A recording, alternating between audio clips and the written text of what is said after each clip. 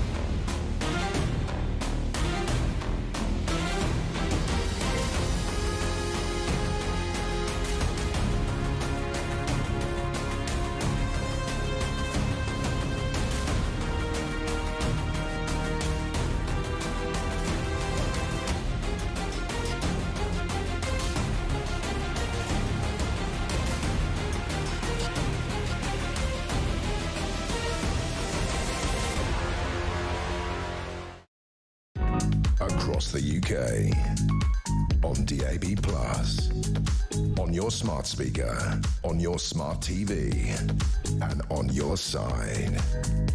This is Talk.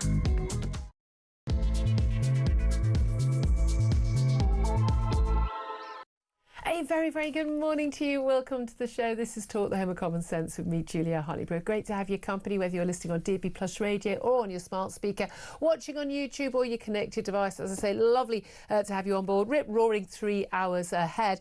Among the topics we're going to talk about, of course, the aftermath still of that horrific event. Well, I would say you can't say collision, because that kind of doesn't really do justice to what happened on Monday. An attack, and then people say, well, you're implying something. We have no charges as yet, but I mean the horrific events in Liverpool, where a 53-year-old man is accused of ploughing a car into crowds of Liverpool fans during that victory parade. It's now emerged that he was allegedly high on drugs and is believed to have followed an ambulance through a police barrier before ramming the vehicle into supporters. Some 65 people are now known to have been injured. People are still in hospital fighting for recovery.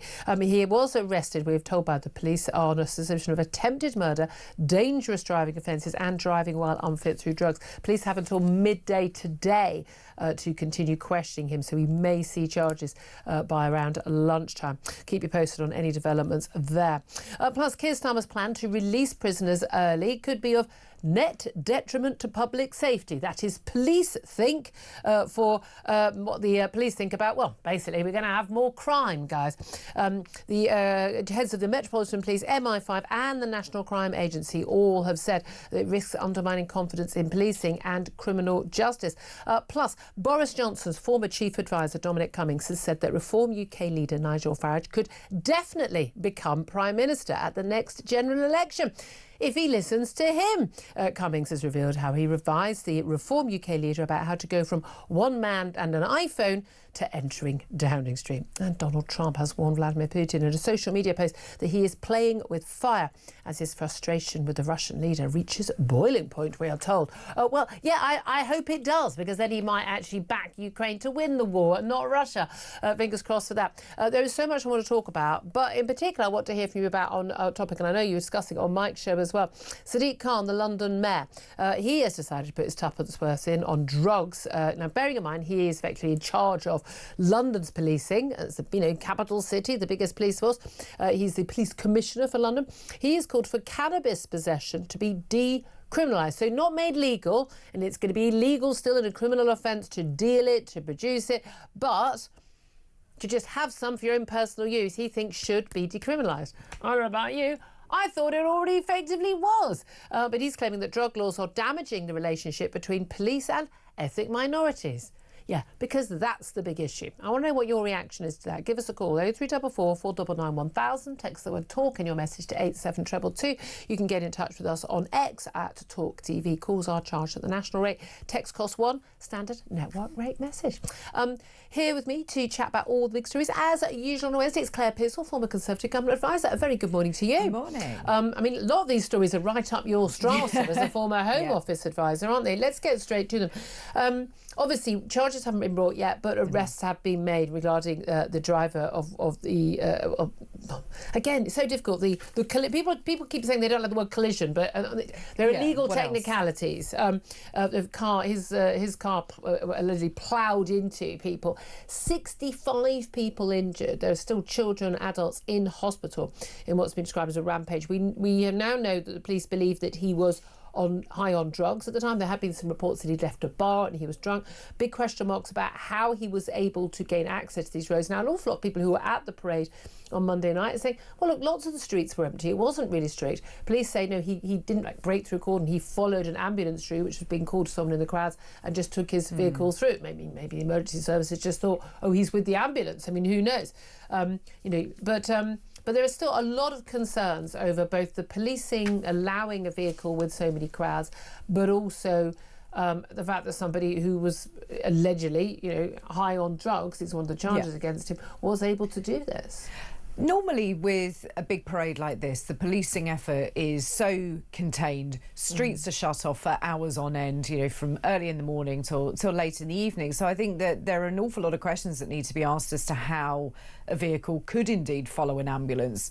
When you look at things like the London Marathon, you can't get a car anywhere near to the barriers in the first place. I know I used to live along the route many years ago when I lived in London. You couldn't get a car anywhere near it. So I think that needs to be questioned as to why was the car there in the first place? How could he get in it and drive? What happened when he went through the barriers following the ambulance? Did nobody think, hold up a second, what's that normal looking car following? It's not a police car, it's not got lights on it. What's going on? Nobody stopped it. So I think there are a lot of questions for the police. Obviously, there will always be the potential, for instance, to happen when, if this is as suspected, there are drinks or drugs involved. Yeah. Well, that's the thing. I mean, the thing is, I think a lot of us, first sight when we saw it happen, we saw when you see the videos, your first thought, and again, not because people are racist or Islamophobic, for goodness sake. It looked like modus operandi of an Islamist extremist terrorist attack, because there have been lots of them across Europe and including the UK. And it appeared that the car was being driven deliberately out to people. And none of that kind of tallies with someone who apparently was on drugs. I think this is the stuff that people don't get. And I think that's why so many mad rumours are still on the internet. And I think that is still an issue, because it doesn't quite make sense. And because no one trusts what the police say anymore. And they don't trust what the police say anymore because we've been lied to before. Absolutely, not just a lack of information, but also at the time, but also then, no, definitely not a terror attack. It just happened, we know, within a day, because we searched his home, to have rice in and an Al-Qaeda terror manual in his home. But we're not going to charge him for that until October, until after the summer, because we don't trust you horrible, bigoted, stupid, massive, ordinary people, because we can't trust you with that information. I think it's understandable. I think, again, the authorities, the police, they've all created this situation that we don't really trust their version of events anymore. We don't. And with the advent of social media, everybody's phone has a camera on them. Everybody is a citizen journalist. That's what they've turned into, and the information goes out there very, very quickly. And the police haven't quite understood that in order to protect the integrity of their operation, they need to actually start working in the real world here and start releasing out details a lot quicker. Well, again, they say they're tied by the law, they're tied by... There is some stuff they can do. There are information. And Sir Mark Rowley, the Met chief, has already been out on the media this morning saying that they need to change, and I think it's quite interesting for somebody like him saying that when the Met have been in the doldrums. What do you make? I mean, I do want to talk. There's quite a lot of other stories involving the police and authorities on crime, but the former Metropolitan Police Superintendent Dal Babu, who is himself of Asian descent, he has told The Guardian that the decision to give the suspect's ethnicity, a 53-year-old white British man. He said he thinks the decision was correct. He says the decision was correct to counter misinformation, but it could be exploited by the far right. We hear this all the time, do we not? He said the decision was unprecedented. He said, but he could envisage pressure being applied to forces in future to release details on the racial background of suspects. He says it doesn't take rocket science to predict what will happen. The far right will twist this and say, right, you've named the race because it's a white person. Why aren't you naming the race of the next person? And it will present some difficulties and challenges to the police. He said in this case it was correct to share the information to combat racist and Islamophobic misinformation on social media. People thinking it was an Islamist terrorist attack, because that's a typical modus operandi of Islamist terrorist attack, doesn't make someone Islamophobic. No. They're simply playing the odds. Yeah. We make assumptions. I mean, you know, if you're going to picture, if I told you, like, oh, you know, someone has sexually assaulted someone, you're going to picture a male assailant and a female victim, aren't you? Of course. Well, it may not have been. It may be a female assailant and a male victim. But it would be unlikely. But would that make you sexist? No, you're just... We, as human beings, we look at we play the odds. But he said, you can imagine a situation before, right, would say, oh, you haven't named the ethnicity of this person, and that's because they're a person of colour. Well, yeah. That is exactly what's going to happen. That is exactly what is going to happen. But he doesn't give any indication as to what it is he would do. And the kind of thing, they're damned if they do and damned if they don't. Whatever information they put out there, everybody's going to tear all over it, because we're on online 24 hours a day, 7 days a week. Everybody wants information.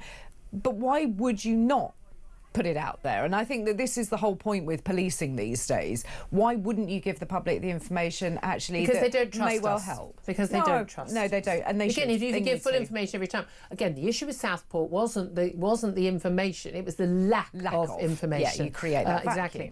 Let's talk about the lack of information that we get about the prisoners who are being released in this country, released early. And we know it would have happened under the Tories. As well, even the prison releases last September, October, and the prison releases that have happened recently and are going to continue to happen because no one built enough prisons.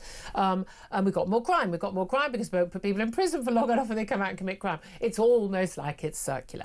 But 6 police chiefs have told the Prime Minister that his crime pledges are in peril, bearing in mind they were going to, slash crime in this area, slash drug taking, slash knife crime, slash whatever. But senior police chiefs representing, the Met Police, Sir Mark Rowley, the Merseyside Police, Serena Kennedy, Greater Manchester Police, West Midlands Police, West Yorkshire Police, and also the chair of the National Police Chiefs Council. They have all said that Keir Starmer's going to be unable to deliver his flagship pledges, including, tackling halving knife crime, rates of violence against women and girls, and recruiting 13,000 additional officers into neighbourhood policing.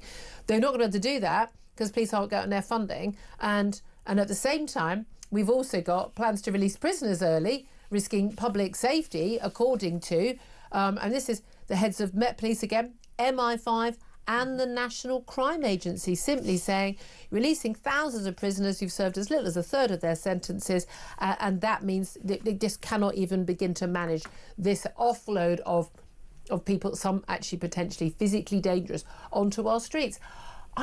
This isn't rocket science, is it? We were all warning about this. Imagine my surprise to be told that if you let a criminal out of prison early, they may well commit further crimes. I'm as shocked as you are, Claire. I think we all are, aren't we, guys? I thought they'd come out and be all sweetness and light.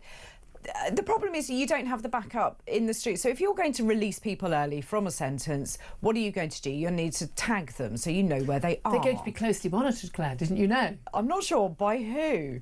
This is the problem. You don't have anyone to monitor them. You don't have enough electronic ankle tags. You don't have the people to monitor those to make sure they're not taking them off. The probation officers, the whole system falls down. You start letting criminals back out on the street, they're just going to go AWOL. They're going to carry out more crimes.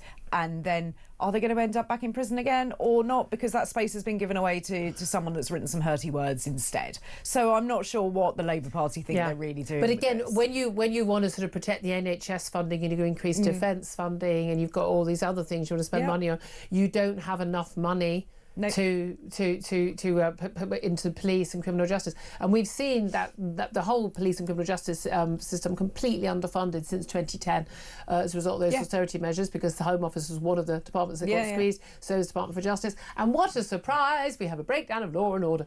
And again, I keep being told, oh no, all the surveys say and all the police reports suggest that we haven't got rising crime in most areas. I'm like, that is not what anyone, certainly in where I live in London, I know so many people, including myself, who've had something stolen from them.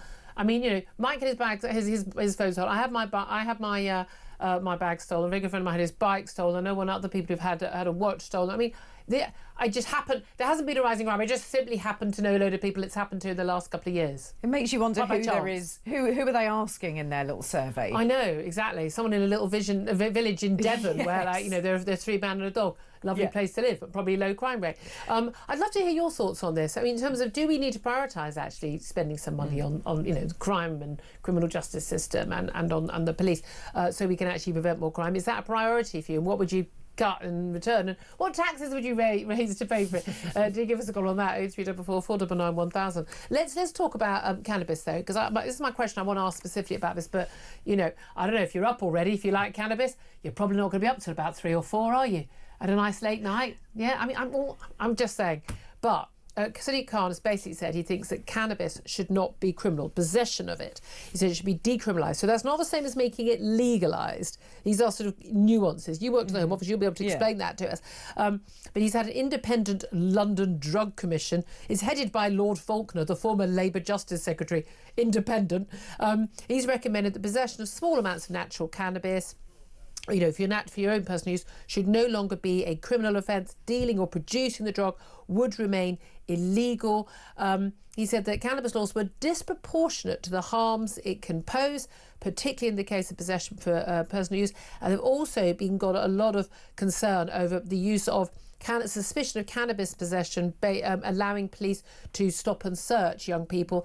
In particular, the report says the law with respect to cannabis possession is experienced disproportionately by those from ethnic minority, excluding white minority groups, particularly London's black communities. While more likely to be stopped and searched by police on suspicion of cannabis possession than white people, black Londoners are no more likely to be found carrying the drug, they say. So basically it creates an issue there. Discuss. I mean, where do you start with this? I mean, it's the most ridiculous thing I think I've ever heard, and quite pleased to see that the Home Office come out yesterday saying they had absolutely no intention of reclassifying cannabis. Good. That puts it's a Class B drug. It used to be a Class C, but then a lot of the cannabis that comes in now is skunk. And I sound like an 80-year-old judge saying this. I do understand that. What is this Beatles you talk about? But it is much stronger than the stuff that perhaps people's parents were smoking in the 60s. Well, this is it. And there's a certain amount of sort of our generation that would look at this and say this was not a very particularly hard drug, but actually what's happened to it these days is it has become stronger. It's being passed around, people are taking more of it, and there are more people taking it, so therefore it is becoming a vastly bigger problem. But yeah, it was downgraded from Class B to Class C in 2001 by Tony Blair's government. How's that worked out? Yeah, well, I mean, really, the thing is really that most well. people think it has been decriminalised. My main issue with cannabis is it makes people incredibly boring. People are so boring once they're smoking cannabis. I just think we've got enough drugs already. It seems to me it's a slippery slope where once you criminalise cannabis, you then move to the next one. But people say, well, it's already decriminalised. Well, yes, if you don't enforce the law. I mean, people say, well, the war on drugs hasn't worked. I'm not with Peter Hitchens on a lot of major issues, other than drugs and British summertime. He's opposed to both, and so am I. I'd be on British Summertime all the time. But genuinely, it is. We've never actually had a proper war on drugs. The main issue here is the middle classes. They're not concerned about young black men being stopped and searched for drugs. What they're concerned is that Jemima and Sebastian are going to could possibly get a criminal record, and it will stop them in their wonderful careers because they smoked some dope.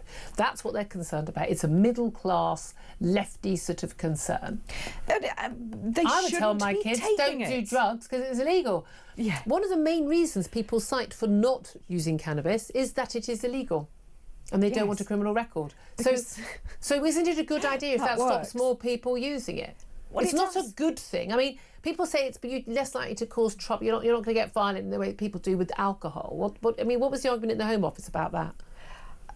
The Home Office took the view that it would deal with the law as it was given to them, but reclassifying what is a drug down to something akin to drinking a soda, they weren't going to do. Vaping? Yeah, they weren't going to do that because it is a drug. And then you'll get the argument, once you've done that with cannabis, what is next? Are you going to start looking at cocaine? Are you going to start looking at spice? And that's what whatever it is. That's what a lot of the druggies want, let's be honest. It's a libertarian view that if it's someone's own body. And the thing is, fine, if some silly rich aristocrat wants to ruin their life with drugs, I just don't care. I've got no sympathy. But the thing is, these drugs are pushed on 12-year-olds living on housing estates whose lives are then ruined. And I think a lot of people, there's a middle class media world attitude to drugs, which is very sort of, everyone's doing cocaine at the Brits, isn't it funny? And I perform so much better in my city job and things on this drug or that drug, and I need this drug to relax. And they're very casual about it. Yeah. And actually, it's not a casual experience for millions of people whose lives are ruined by it, and the impact on their mental health as well. And it's enormous when you start looking at the county lines drugs gangs, and they get kids who are 12, 13 years old running around with bicycles, delivering stuff. I know the kids around my way who are delivering drugs. Yeah, because you just know, don't you? You just know straight away. You can see them. It's 35 degrees. You got your hoodie up. Yes. That's always a bit of a clue. Your face Why covered. are the police searching you for drugs? It's a mystery to me. It really is. Yeah. Look, just one final topic I want to get to just before we go to a break, and I'd love to hear your thoughts on this. Are we just being, silly middle-class women having a conversation, being totally out of touch, and you do drugs, you do absolutely fine, and actually it's a simple matter, frankly. If someone wants to put something in their own body, it's no one else's down business. If you want to make that argument, get in touch, 0344 499 1000, if you've seen the damage that drugs can do in local communities, and the criminal aspect to it. You say, you're going to decriminalise it for possession, but you're still encouraging the criminals to produce it. I mean, that's the absurdity, isn't it? If it's going to be decriminalised, then if you're going to decriminalise it, make it completely legal and tax the darn thing, and let's get some money off it, surely. Get in touch. I want to hear your thoughts. 0344 499 1000 is the number to call. But I also just want to talk about Dominic Cummings. You wouldn't be surprised if Dominic Cummings did appear to be on drugs. Not saying he is on some occasions, some of the things he said and done. He's done an interview with Sky News. He's a posh boy. He didn't bother tidying up the kitchen before he had the interview in. It just bothered me that. Yeah. Posh people. He's proper posh. Posh people don't clean or tidy up. It's an affectation of being very posh. You will know, seriously, don't ever eat dinner in their homes. They're not clean people. I'm just telling you. Anyway, it's an aside. It's a personal thing. He says that Nigel Farage could definitely become Prime Minister. He has said that he has actually been advising him about how to go from being one man and an iPhone to being a government in waiting, and saying, here's my shadow cabinet, here I am ready to go into office, and how to deal with the civil service, how to get the stuff done you want done. This is from a man who didn't get anything done and got himself sacked. Is he the best person to advise? No, I mean, who died and made him the head of politics in the country? I mean, he delivered vote leave. He did. That was the one and only thing that I've ever agreed with him on. And you look at him, he looks awful. That's not an issue. Well, no, cleanliness in your kitchen Thank is for you. me. But yeah. And he just looks generally scruffy, but he didn't get anything done. He just wants another person that he can control. He started to control Boris Johnson until the days when he couldn't. And then it went wrong. Yeah. And he's looking now at Nigel Farage going, if I can get him in there into number 10, then I can break down Whitehall and do all the things I really wanted to do. It's not about the country, it's not about politics, it's not about the individual, it is about Dominic Cummings. Ouch. I'd love to hear your thoughts on this too. How does Nigel Farage get into office? To go from being a one man and an iPhone? Love to hear your thoughts on that as well. 0344 499 1000. Really particularly want to hear your thoughts on law and order and drugs. Do you think that actually, if we did decriminalise, as Sadiq kind of suggested, cannabis possession, it would free up the police to do more things that actually worry us about crime? I mean, I would suggest that actually they barely touch the cannabis issue anyway. So is that a problem? If you think it should be decriminalised, fully regulated, taxed, all drugs? I'd love to hear your thoughts. Any version in between. I'd really like to get a debate going on this. Give us a call, 0344 499 1000. We'll get your messages up next. This is Talk.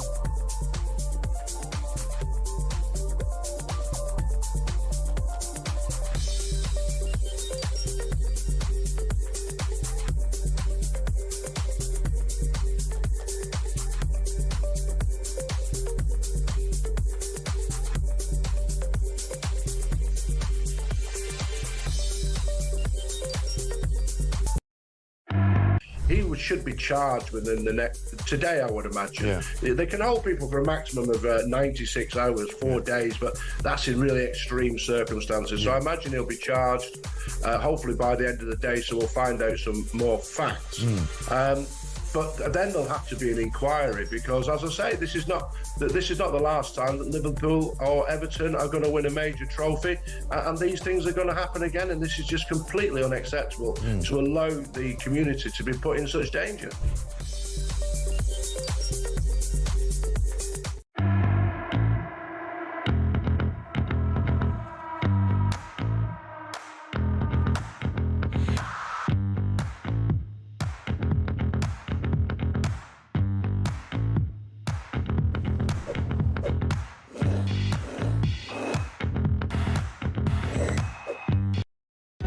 Across the UK, on DAB+, on your smart speaker, on your smart TV, and on your side. This is Talk.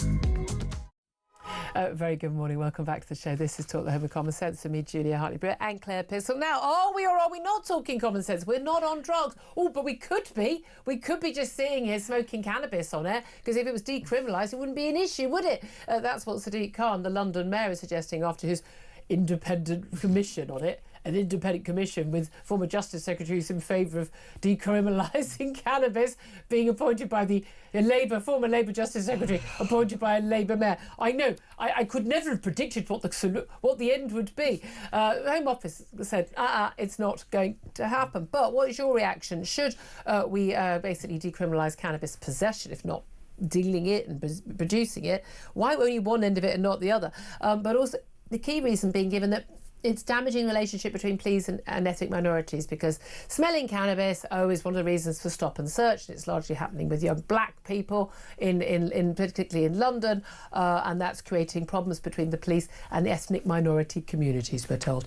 I'm not sure that's a good reason to decriminalise drugs, but let's get to your messages. Fraser says, in lawless London, it's basically being legalised already. You can smell it wherever you go. The man has no intention of keeping Londoners safe or tackling crime. There is an element, isn't there, that as each crime we fail on, we just legalise it. Why don't they just legalise us all carrying knives and have done with it? We'd add guns to that as well. No, but next, it's the idea that we haven't managed to do. I mean, we haven't stopped rape, so let's just legalise that then. I mean, we to all intents and purposes have with the conviction rate. Yeah. We've legalised bag snatching, phone snatching, and burglary, because your chances of actually getting prosecuted and convicted of that. I mean, we have legalised crime in this country, certainly in London. Yeah, we certainly have. And the only thing that isn't legal in London is driving anywhere, at any time, at any speed. Well, we'll get to that. Congestion charge coming up later. I don't want to get London-centric. It's happening in your city too. Nathan says Khan's rationale means the same. Exactly. I hadn't even read this. Could be said for rape, phone theft, knife crime. Nathan, we think alike. Laura says, why not decriminalise robbery in your crime-infested dystopia then, Khan? Khan needs to go, says Susan. This is a ridiculous proposal. It stinks, Brian says, in more ways than one. Yasmin said, what about the police's relationship with the rest of the population? Trust and respect in that regard appears to be degrading. You don't sound very keen on this idea. Let's go to Andrew's on the line. He's called 0344 499 1000. He's in Hertfordshire. Hello, Andrew. How are you today? Bright-eyed, bushy-tailed. I hope you're the same. Sort of. I mean, that's because I haven't smoked dope. No, Peter Hitchens is the man to get on, Julia. Give him a call. Get him on. He's very good around this. But the reality is that serious crime that's committed when the individual has a drug, it's not a drug addiction, it's a drug habit. Yeah. That the one thing they all say is, I started with cannabis. And in the news, we've got an individual that's been involved in a road traffic accident. Our thoughts go out to the families. But you watch how that individual started off on that road. So I think cannabis is definitely always, I think, has been the gateway drug. Although actually, I'd say smoking is the legal gateway drug to cannabis, and then it carries on from there. 100%. But the great tragedy in it all is the misery. These gangs that control it. There was a marvellous article in the Financial Times saying that how they kidnap young girls, put them into prostitution, so on and so forth. This, and the Mayor of London, if you look at what he does, it's another way of, the Notting Hill Carnival will carry on this year and there'll be deaths at that. This is another way of pandering to a minority to make him look like he's the person to vote for. And London, the streets of London now, actually, it's not a very place to be proud of. It's dirty, filthy. Oh, it is. It's one of the things. crime-ridden. It's one of the things I really notice when I go to other cities, particularly in Europe, how much cleaner they are than London. And I think it's the same for a lot of other cities actually, big cities around our country. They're just not very clean. It's just that whole sort of, I mean, it's the litter, it's the e-bike here and the thing scattered there, and it's the rubbish there, and there's someone sleeping rough there, and drug paraphernalia. The whole vibe is definitely just sort of a dilapidation, and the drugs. But it drags the country down, and that's why I always think the Home Secretary was in charge of London. If London sets the standard, then everybody else follows. And at the moment, it's like a scene from a Mad Max movie. It's foul, and you've got a daughter moving around in there. I've got two daughters moving around in there. I don't sleep that well about it. It's not a nice place. There is that concern. I know, stabby London. People always sort of joke on the internet, like, I'm going to London, got my outfit, got my chain mail on. There's lots of other calls I want to get to on this. I know Mike. Thanks, Andrew. Mike is online. I'm going to come to you a little bit later. When I've got a bit more time, because I know you've got an important story that you want to tell us. So do please wait on the line, and we'll call you back. Right now, let's go to a break. I'm going to talk to Brendan O'Neill, chief political writer at Spiked Online. I'm going to talk to him about all these crime issues, legalising or decriminalising cannabis. But also, could Nigel Farage really become Prime Minister? Is he just one man and an iPhone? And could Dominic Cummings help him? We'll talk about that up next. This is Talk.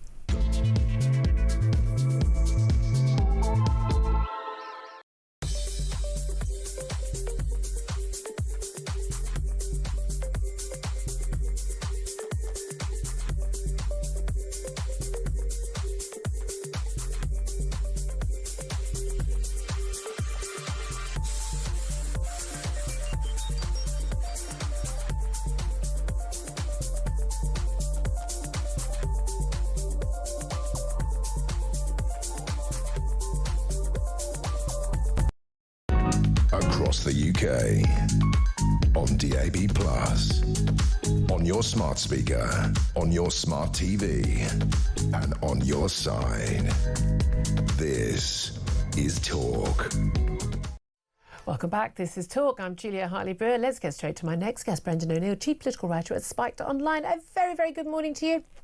Hi, Julia. Thanks how you for doing? Very well indeed. Thanks so much for joining us. I want to talk to you about various different policing issues that seem to be very much at the front on the front pages. I mean, not just what horrific events in Liverpool, and we may well get a news of any charges brought against the suspect there after 65 people injured in Liverpool. But we've got two interesting stories about, three really, but two involving senior police figures who are basically warning the government that look, they are putting the country in danger and people in danger by what their plans are. One is a whole load of senior police chiefs basically warning that your crime pledges, Prime Minister, are in peril if you're going to basically cut our budgets and have a load of people released onto the streets. We've got MI5, Met Police Chief, and the National Crime Agency bosses saying early release of prisoners is basically putting us at risk. What is the solution to this, Brendan?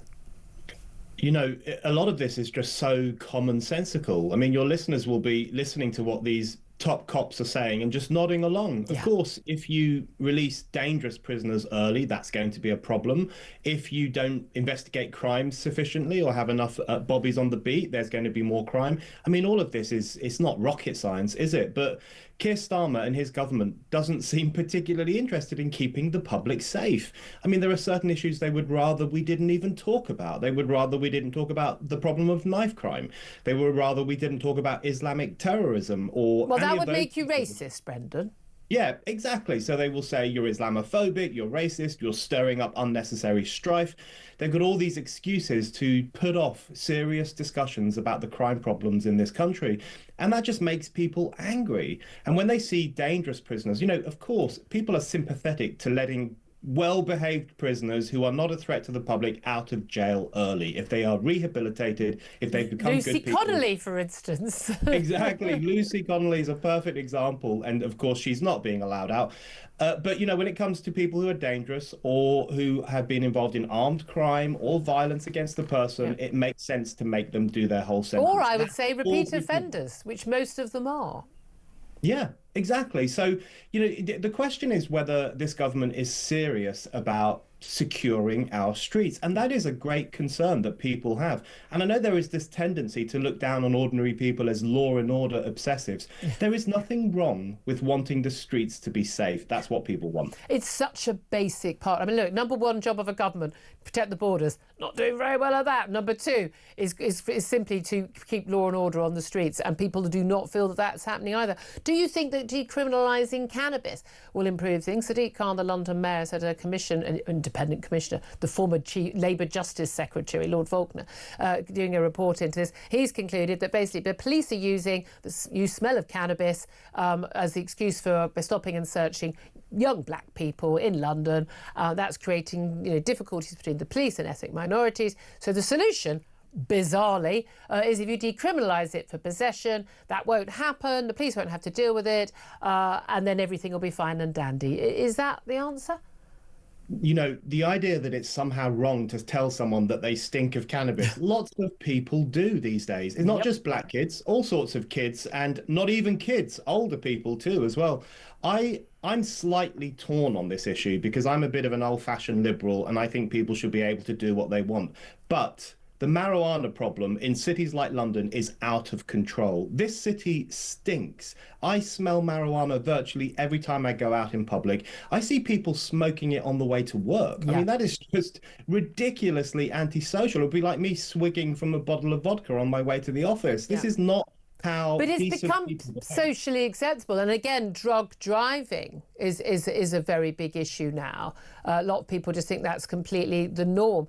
But this is the thing. But you say you're an old liberal. You're kind of border on libertarian. You're like, if it's not hurting me, why did it bother me if you're doing it? But the reality is, it does hurt people, and particularly, you know, young kids, lives ahead of them. It does. I mean, there's loads of evidence about how it affects their brains, how it affects motivation, and also the involvement in criminality. Because unless you legalised it completely, the people selling it to you are still criminals. You're still drawn into links to a criminal world, which is not a good thing. In some ways, I think weed is the worst drug because it is such an atomizing drug. It does weird things to kids' brains. It does change the brain. It changes their behavior. It changes the way they see the world. It drives them ever more into themselves, which I think is one reason why they think it's fine and dandy to walk down the street smoking a joint, because they're only thinking about themselves. They're thinking about getting high. It makes people into idiots. You know, there's a reason it's called dope. It turns people dopey. This is the thing. So as I was saying earlier, one of my main reasons, I had a very good friend of mine very successful now, and she used to smoke dope, and she said, "You're always so judgy about it." I said, "No, you're just so boring when you smoke dope. You're just boring." But I also know a lot of people from my age group who you know, either cannabis was the gateway drug to other drugs, or they just carried on the cannabis, and it's just addled their brains. You know, there's a reason why politicians like Sadiq Khan are in favour of partially legalizing cannabis, but they're always very anti-alcohol. They think booze is the big curse Now, booze can be a problem for some people, but the reason they dislike alcohol is because it's the social lubricant. It's what we do when we go out and mix with other people and have conversations and socialize in the pub. You know, it's part of society. Yeah. That makes them suspicious. That makes them wary. They like cannabis because it's quite an individuated thing. That's it's like you at home, maybe with a handful of friends, and then you eat loads of What's-Its because you get the munchies. They like that vision for Britain rather than the vision of people getting out there, getting drunk. Just stay in your homes. Don't do anything at all. That's a fascinating analysis. Let me also talk to you about someone who's definitely been in his home rather more, not in Downing Street, since he got the sack from Boris Johnson's government, and that's Dominic Cummings. He was the man behind Vote Leave. I mean, the man is utterly brilliant. There's no Machiavellian as well. And his big plan was to go into government with Boris Johnson. He called him the trolley, didn't he? The supermarket trolley, that he was going to basically control him behind the scenes, puppet on a string, but also he was going to get his time in office to basically, you know, tear up the civil service, tear up how Britain was run and start again. I loved it. I'm desperate for him to do it. As it was, I think his ego got a little bit too big for him, and he didn't get much of that done. And he was the one, pretty much the architect of us going into lockdown. So got quite a few issues there. He's done an interview with Sky News where he has said that basically he thinks that Nigel Farage could well be the next Prime Minister. He says he's definitely able to be the next Prime Minister, but he says that he can only do it if he listens to him about how to go from being one man and an iPhone to being, well, on the cusp of walking into that door at number 10 Downing Street. Do you think it's possible? Do you think it's likely? I think it's possible. I think it's getting more and more likely. I also think it's desirable. You know, I think Farage is a good politician. I think he's pretty much a good bloke. I don't agree with him on everything, but you know, who do we agree with someone on everything on? I think he would make a great change for this country. People are crying out for something different to the two-party system where we just switch between one cardboard cutout and another. People are sick and tired of that.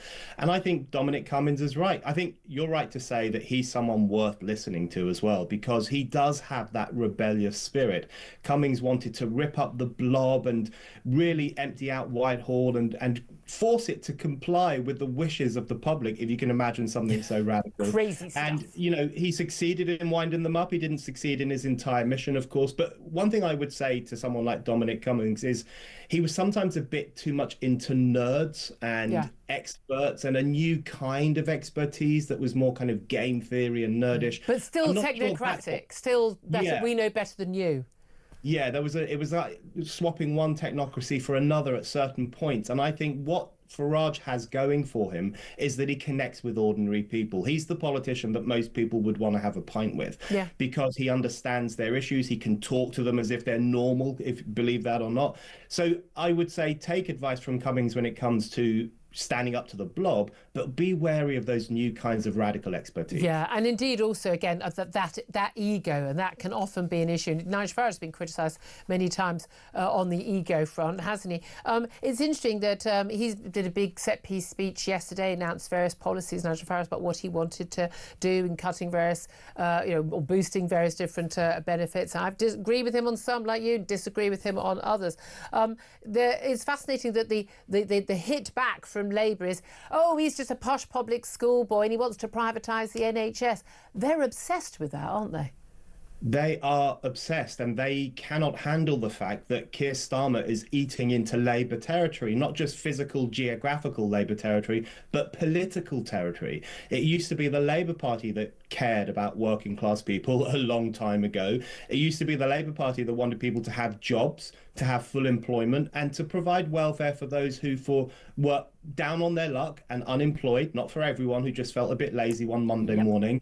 So he's eating into that old territory. He's eating into old Labour territory. And I think that's going to put the wind up them to an extraordinary degree, because that appeals to a lot of ordinary people out there. Yeah, absolutely. And again, Labour, these people, they seem to forget that their only really successful leader they've had in the last 50 years, getting re-elected, well, elected 3 times, re-elected twice, was Tony Blair, who went to Fetters Public School. I think I don't know why they get it. Talking of the NHS, I just want to ask you about junior doctors, because we've got, well, they're now called resident doctors, quite right, because they're not junior. These are highly, highly qualified individuals who've been working in hospitals often for 10 years at a time after their qualifications. But these are they're looking now at a 30% pay rise and are threatening to go on strike. Now, that may well be an opening position, but bearing in mind a couple of years ago, they did get that, not a year ago, they got that 22% pay rise. It was backdated over 2 years. They ended up with 4% last year.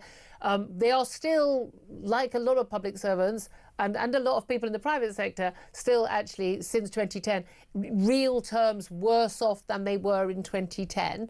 However, looking at 30%, and of course, we've got all the other public sector unions saying, I'd like my pay rise as well, please. This is going to create a lot of headaches for not just number 10 Downing Street, but number 11, Rachel Reeves. She's got a spending review in 2 weeks' time. She's got to have a budget in the autumn. And basically, there ain't enough money to pay for these things. What should she do?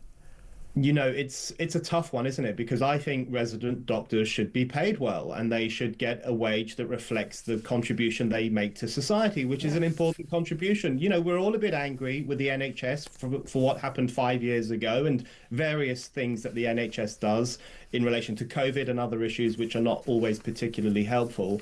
But it's an important institution, and the people who work for it play an important role, so they deserve a good wage.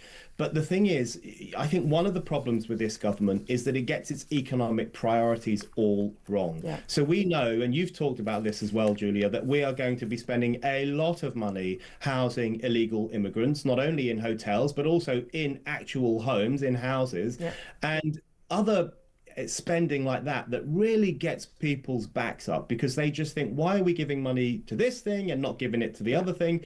So one problem is skewed priorities in terms of the economy and politics, which makes things like this more difficult to resolve. Yeah, absolutely. And again, it's interesting that Reform said they're going to get rid of the asylum hotels. Well, where are you going to put these people? Because, you know, you're not going to be able to deport those, you know, hundreds of thousands of people, as they probably will be by the time if they get elected. Brendan O'Neill, great to talk to you. Covered a lot of ground there. Really appreciate that. Geopolitical writer at Spiked Online. Claire Pissell, just on the Georgia Doctor issue, because we haven't got to that with you yet. Claire Pissell is a former Conservative government advisor in the Home Office. They're demanding another 30% pay rise. The government has been accused by Tories of caving into trade union paymasters. Of course, they did this last summer straight away. Train drivers, doctors, and then of course everyone goes, oh, I'd like mine, please, I'd like mine, please. Now, I don't think there's an argument for paying train drivers a lot more, because there isn't a shortage of train drivers. You could literally hire a whole new load of people who want to drive trains very quickly on the sort of wages they're paid. What, 70 grand a year to drive a train? Be kidding me. I mean, a lot more than resident doctors. You've got, bearing in mind, these people have got 3 or 4 grade AA levels. They've got a degree from university, and then they've got 7 years of training, and then they're offered. Some of these people are working for like 10 years. The person, you know, if your child has an operation, the odds are it's not a consultant, it's a resident doctor who's doing this operation. Yeah. Okay. These are senior, highly qualified people who work some rotten hours as well. And we're looking at their pay. I mean, these are not people earning. They're sort of on, like, you know, sort of average starting salaries increased by almost 10,000 in 3 years to 38,000. Starting salary at £38,000. I mean, I'm sorry, these are not millionaires. We often hear about, you know, GPs and the you know, the consultants who are on over 100k. These people are not earning anything like that. I mean, I think it's quite bizarre that someone who's doing that job, that life and death job, should be earning, you know, way less than someone who's driving a train. Yeah, and they do need to be paid more. And these are the people that you run into when you go into, if you have the unfortunate to go into A&E or places like that. It is these resident doctors that you're going to be seeing, and they are fantastic. However, there is only a certain amount of money, and I think the government really have got it wrong by caving in so early last year, because they could have actually looked at what would be a proper pay increase for resident doctors and for nurses, etc., without having this great big lump now going, we want 30%, which is a ridiculously high number for a pay increase. Whereas they could have done this in a staggered way. They could have given in a little bit last year and actually looked to increase the wages. Well, I mean, they're talking about doctors pay £17.50 an hour. Yeah. It's okay, I mean, I pay my cleaner more than that. Yeah. I pay my cleaner £20 an hour. Yeah, personal trainers more than that. I'm just saying, I just think there's that unreasonable sum to pay someone of that qualification. Also, we've got a shortage of doctors. We normally, when we had a shortage of truck drivers, what did we do after lockdown? People were paid more. I think sometimes there are some cases where you need highly qualified, skilled people. You need them. You need to pay them more. I just don't have an issue with it, and there aren't that many. It's not going to cost us billions and millions. I'd love to hear your thoughts on that. Maybe you disagree. Get in touch. I mean, I'm angry with the NHS, but the bosses, not the doctors. 0344 499 1000 is the number to call. 0344 499 1000. This is Talk, the home of common sense.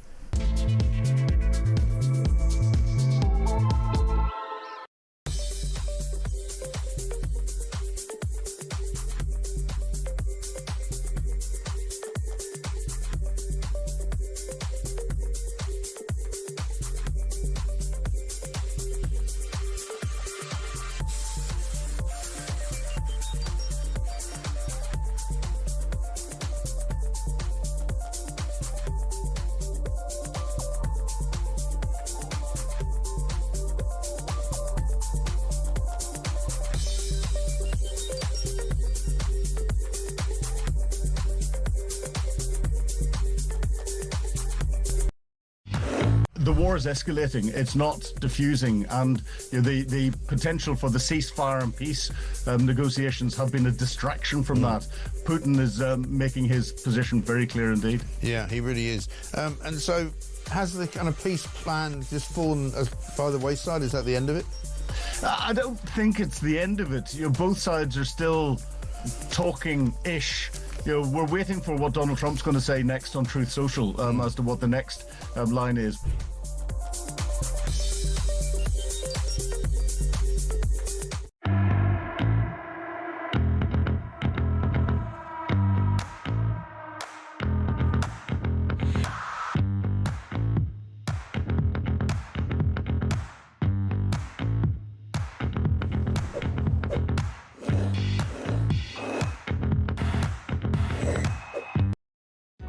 Across the UK, on DAB+, on your smart speaker, on your smart TV, and on your side. This is Talk.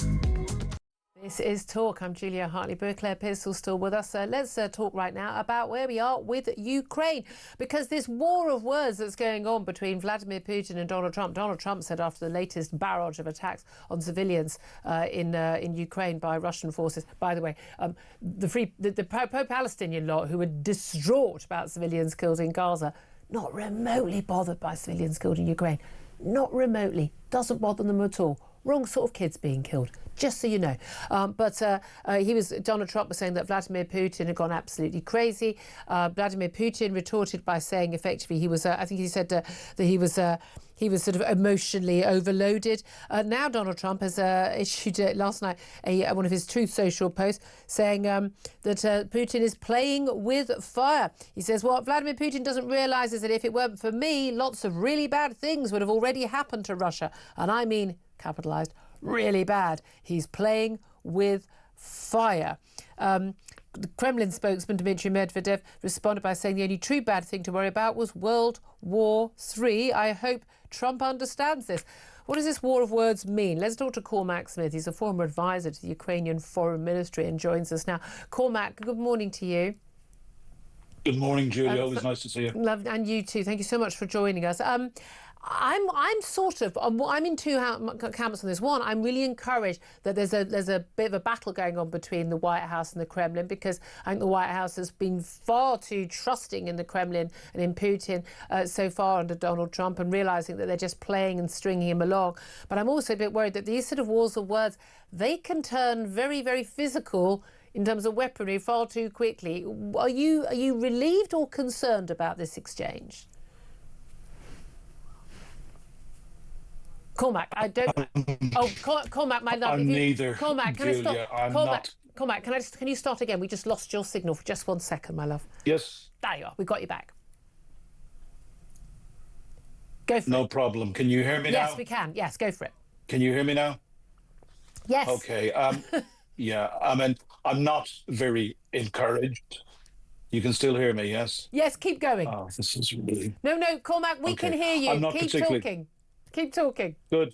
Okay. I'm not particularly encouraged. We have heard some strong words from Donald Trump, but actually up to now, Putin has been playing Donald Trump like a fiddle. We are yet to see. We have heard some strong words from Trump, we are yet to see any strong actions at all. If we were to see America roll fully in on the side of Ukraine, and what I've been saying for 3.5 years, to arm Ukraine to the teeth and sanction Russia back to the Stone Age, I think that would be a very, very good thing. I have got to say, I always hope for the best, but with Donald Trump, we need to prepare for the worst, and the weight of this is on our shoulders in Europe. Absolutely. I couldn't agree with you more on all of that. And that's the thing. With Donald Trump, things can be so predictable. And we talked about it for the last few weeks. You know, he could turn on a dime and suddenly realise, yeah, he's being taken as a mug by Vladimir Putin, which he is being. I mean, he's a laughing stock for the way he's trusting in Vladimir Putin. But the moment he wakes up to that, he could just change policy immediately. But he's also talked about how this is Zelensky's war, it's Putin's war, it's Biden's war. It's not America's war. There is the concern that he goes, I can't get all the credit for bringing peace, so I'm just going to walk away and take my weapons with me. And it's all very well saying it's Europe's war, and my God, we need to step up. Do we have the ability to step up and keep Ukraine fighting? Well, I think we do, and there are a number of important markers. Up to recently, the United States was providing about 40% of the weapons which Ukraine uses, and the other 60% was being provided equally by Europe and Ukraine. Now, one of the very encouraging things that we're hearing about is Ukraine are developing their own armaments industry very fast. Europe is stepping up, and we've heard some very strong words from Friedrich Merz recently in particular.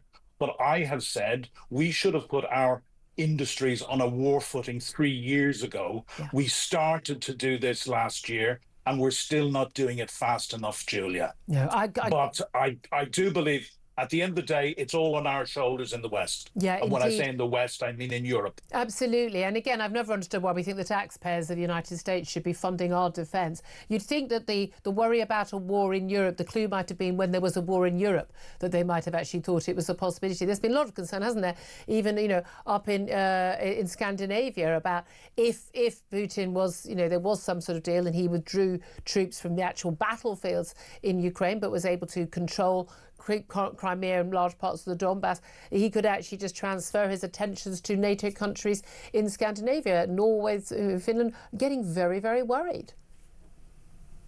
Yeah, I've never been a fan of Donald Trump, but the one positive that I identified from the very beginning was that it would hopefully make us in Europe, including the UK, wake up to the fact that we were on our own. And also, he is right in one thing, that Europe has been freeloading off the United States when it comes to defence. So we are stepping up. I don't think we're stepping up fast enough. We have huge concerns here at home in the UK about the Strategic Defence Review, which we are still waiting for. And, we fear, and I was speaking to our mutual friend Philip Ingram only on Sunday about this, we fear that it will not be enough. And also they are putting, cart before horse in that they're going to bring out the defence strategy after the Strategic Defence Review. Yeah. This is absolutely crazy. So big worries at home here. Britain, absolutely must be front and centre of the leadership, along with Germany and along with France and Poland and the Baltics and Finland and Sweden. That to me is the coalition of the willing. Hopefully Italy as well. But together, if you look at our combined economies and you look at our combined populations and the military capability that we have, we should be able to deal with Russia. There was that great saying, I'm afraid I didn't come up with it, that 500 million Europeans are asking 350 million Americans to protect them from 140 million Russians who can't even defeat 40 million Ukrainians. It's crazy.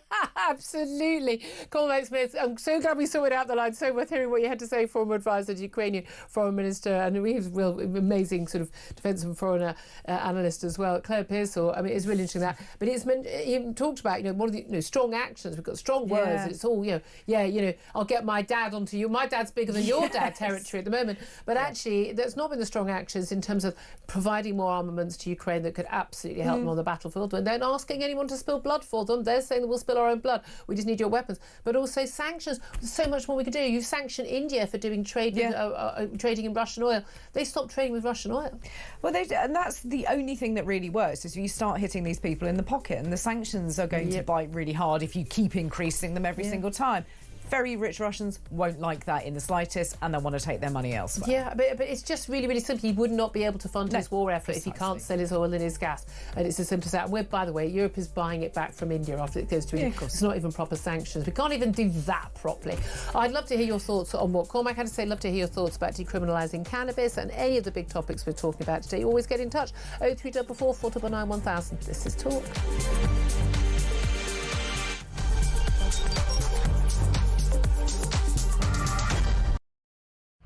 Hi. How much, ladies and gentlemen, are fish and chips where you come from? We'll go to Jason in Crewe. Jason from Crewe, fish, chips and peas, £7.50. It's the best chippy in England. Janice in Leeds, go. Regarding fish and chips in Leeds, it's between £9.50 and £12.75. Whitby, how much is fish and chips? 3 of us, fish, chips, peas, I think one of us curry sauce, 3 cans of pop, just short of 70 quid. £70? That's 23 quid a head, man. Even my maths does that. Very quickly, a voice note. Campbell in Scotland, go. Up here in Banff in the northeast of Scotland, we can get a fillet and a half of haddock with a regular chips for £8 and 10 pence, and it's by far and away one of the best chippies I've ever had. Kenneth in Surrey, fish and chips, go.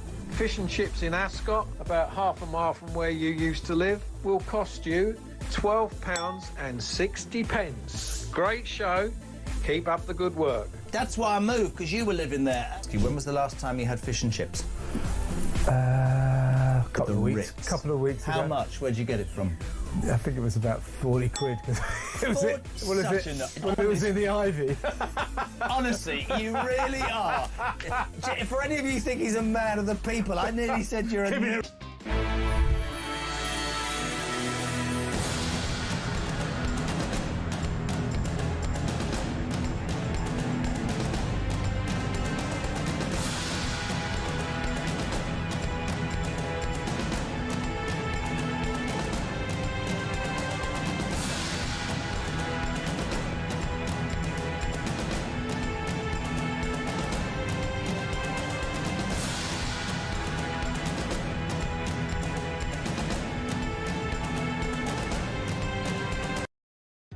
Across the UK, on DAB+, on your smart speaker, on your smart TV, and on your side. This is Talk.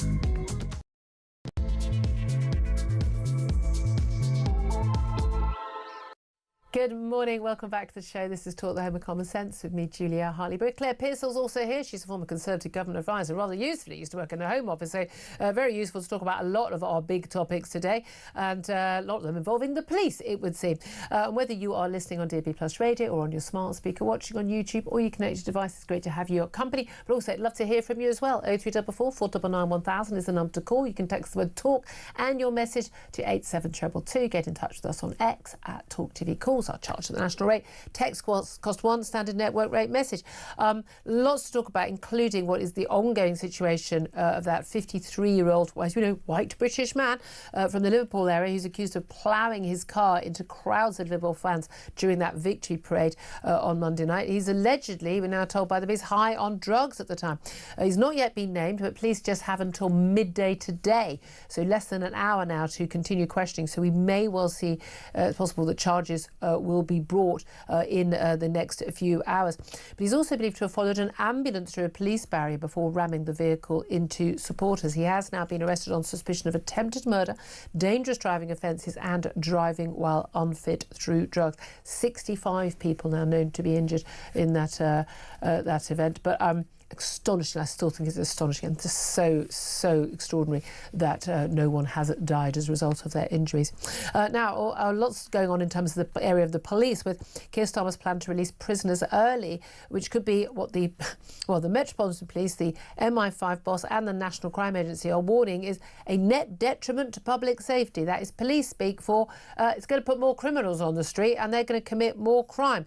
They say it could undermine confidence in policing and criminal justice. We've also got the bosses of 6 major police forces, including the Met, Merseyside Police and Manchester Police, basically saying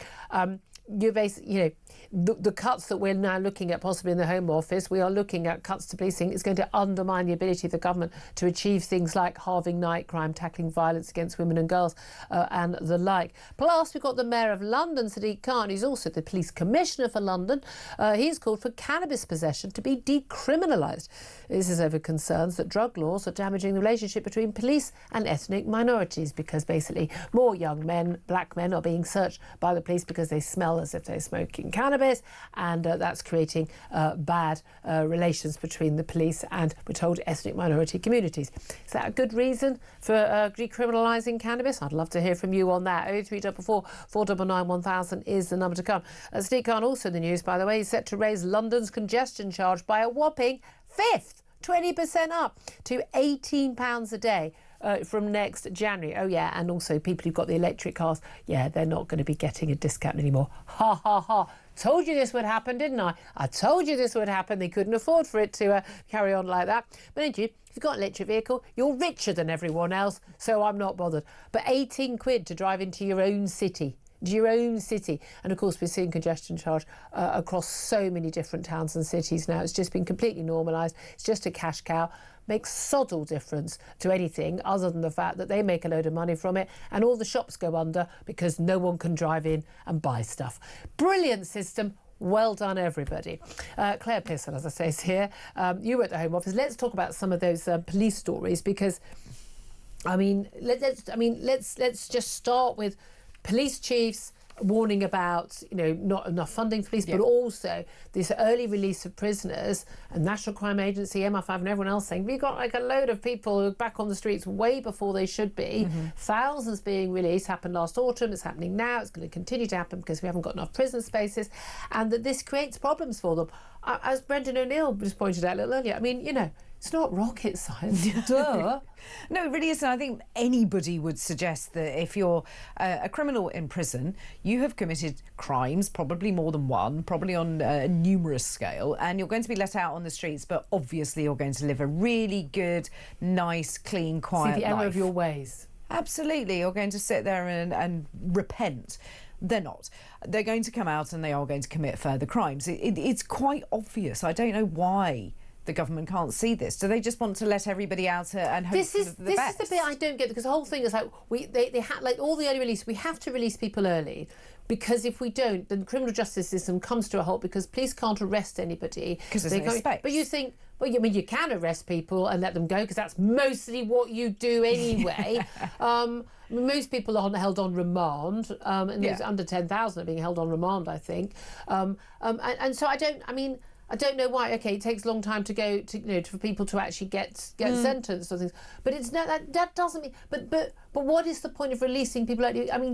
Given that they're already in prison. For instance, the young chap who, very excitingly, in a week or so, is going to be in court for the charges for stealing my handbag. Hello.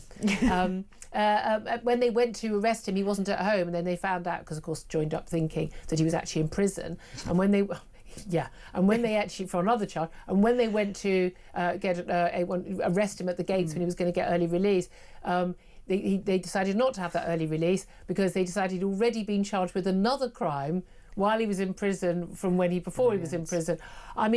I'm sure that this will be the one occasion when he changes his mind. These people just go in and out of prison, and they come out and they commit another crime, they go back in.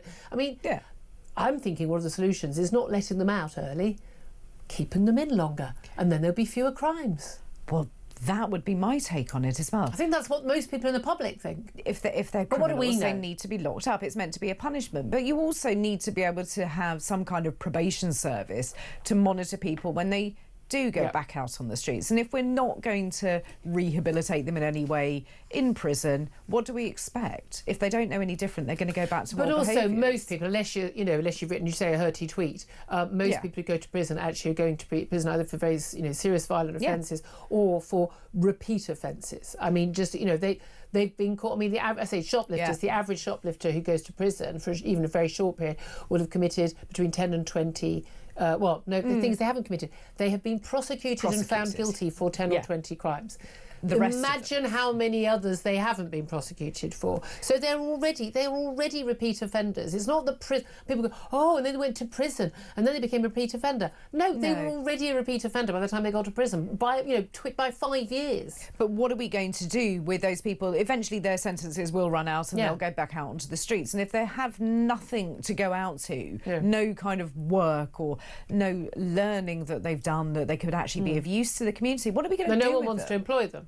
No, nobody does. Well, and a lot of reason why people don't want to employ people, particularly shoplifters and the like, is because they're on drugs. Let's talk about drugs, because apparently the solution to everything is decriminalising drugs. Sadiq Khan, the London mayor, he's got, again, I love this, it's an independent report from an independent commissioner on this issue, which he's basically commissioned his mate, the former Justice Secretary for Labour, Lord Faulkner, big friend of the show, that he's done a report into whether or not we should decriminalise cannabis. If you do a commission report into whether or not you should decriminalise cannabis, I can tell you the solution is always going to be to decriminalise cannabis, otherwise you wouldn't have done the report. I mean, come on. But the solution is, so only possession though, not growing it or selling it or dealing it. No. So that part is still legal, but if you've bought some for your own personal use and you're smoking it or you're walking around with it, you're not going to be prosecuted. And the argument here is that, in particular, a lot of the police are having to waste resources on this. Are they? I don't think they spend much time dealing with this. I mean, certainly, not Nottingham Carnival they don't. Judging by the free-for-all on London streets, and I imagine pretty much everywhere else, I don't think this is a big issue for the police. They've pretty much walked away from it. However, the argument is that from this report that the police are able to stop and search people on suspicion of a crime, and they're on far more too many occasions and far more often than with white people. They are stopping young black people, saying you smell as if you're smoking drugs, we want to search you. But black people are just as unlikely to be carrying drugs as white people, so it's unfair, and this is hurting community relations, particularly between the police and ethnic minority communities. What say you, Claire? What about the communities that are affected by people's drug use? They don't seem to count in all of this. Sadiq Khan is concerned about ethnic minority communities, but what about everybody else that is affected? And they could be black, white, Chinese, Asian, whatever they are going to be affected because they live in those areas where there is a high crime rate. Ask the mums of the young black men who are getting searched whether they want drugs to be decriminalised, because at the end of the day, that is only going to encourage the gangs. The only answer then is to completely legalise, regulate and then tax drugs. I mean, I think there are arguments for that, other than the fact that you're not going to legalise them for 12-year-olds and 15-year-olds, are you? I mean, God, they don't even think they can buy a pint or use a vape, for goodness sake. So they're not going to legalise cannabis for those people. At that point, you've got a market for the drug dealers for getting those kids into those drugs, but also would they not just go for the more high-priced drugs because they're just going to go for the for the other drugs or the coke or whatever else? Well, and that's always my concern, is that you start to decriminalise cannabis and say that it's all right, then what's the next one that comes along? You've got all these sort of different legal highs, you've got cocaine. Where do you draw the line as to what's going to be decriminalised next? What was the view of people within the Home Office? I remember the big battles, and there was it Professor David Nutt, and he was the chief sort of drugs advisor for the government way back when. Yeah. And he resigned. Basically, he said, "Look, horse riding's more dangerous." I think he said than and you're a big horse rider. It's darn dangerous, horse riding. Well, I'm not a fan.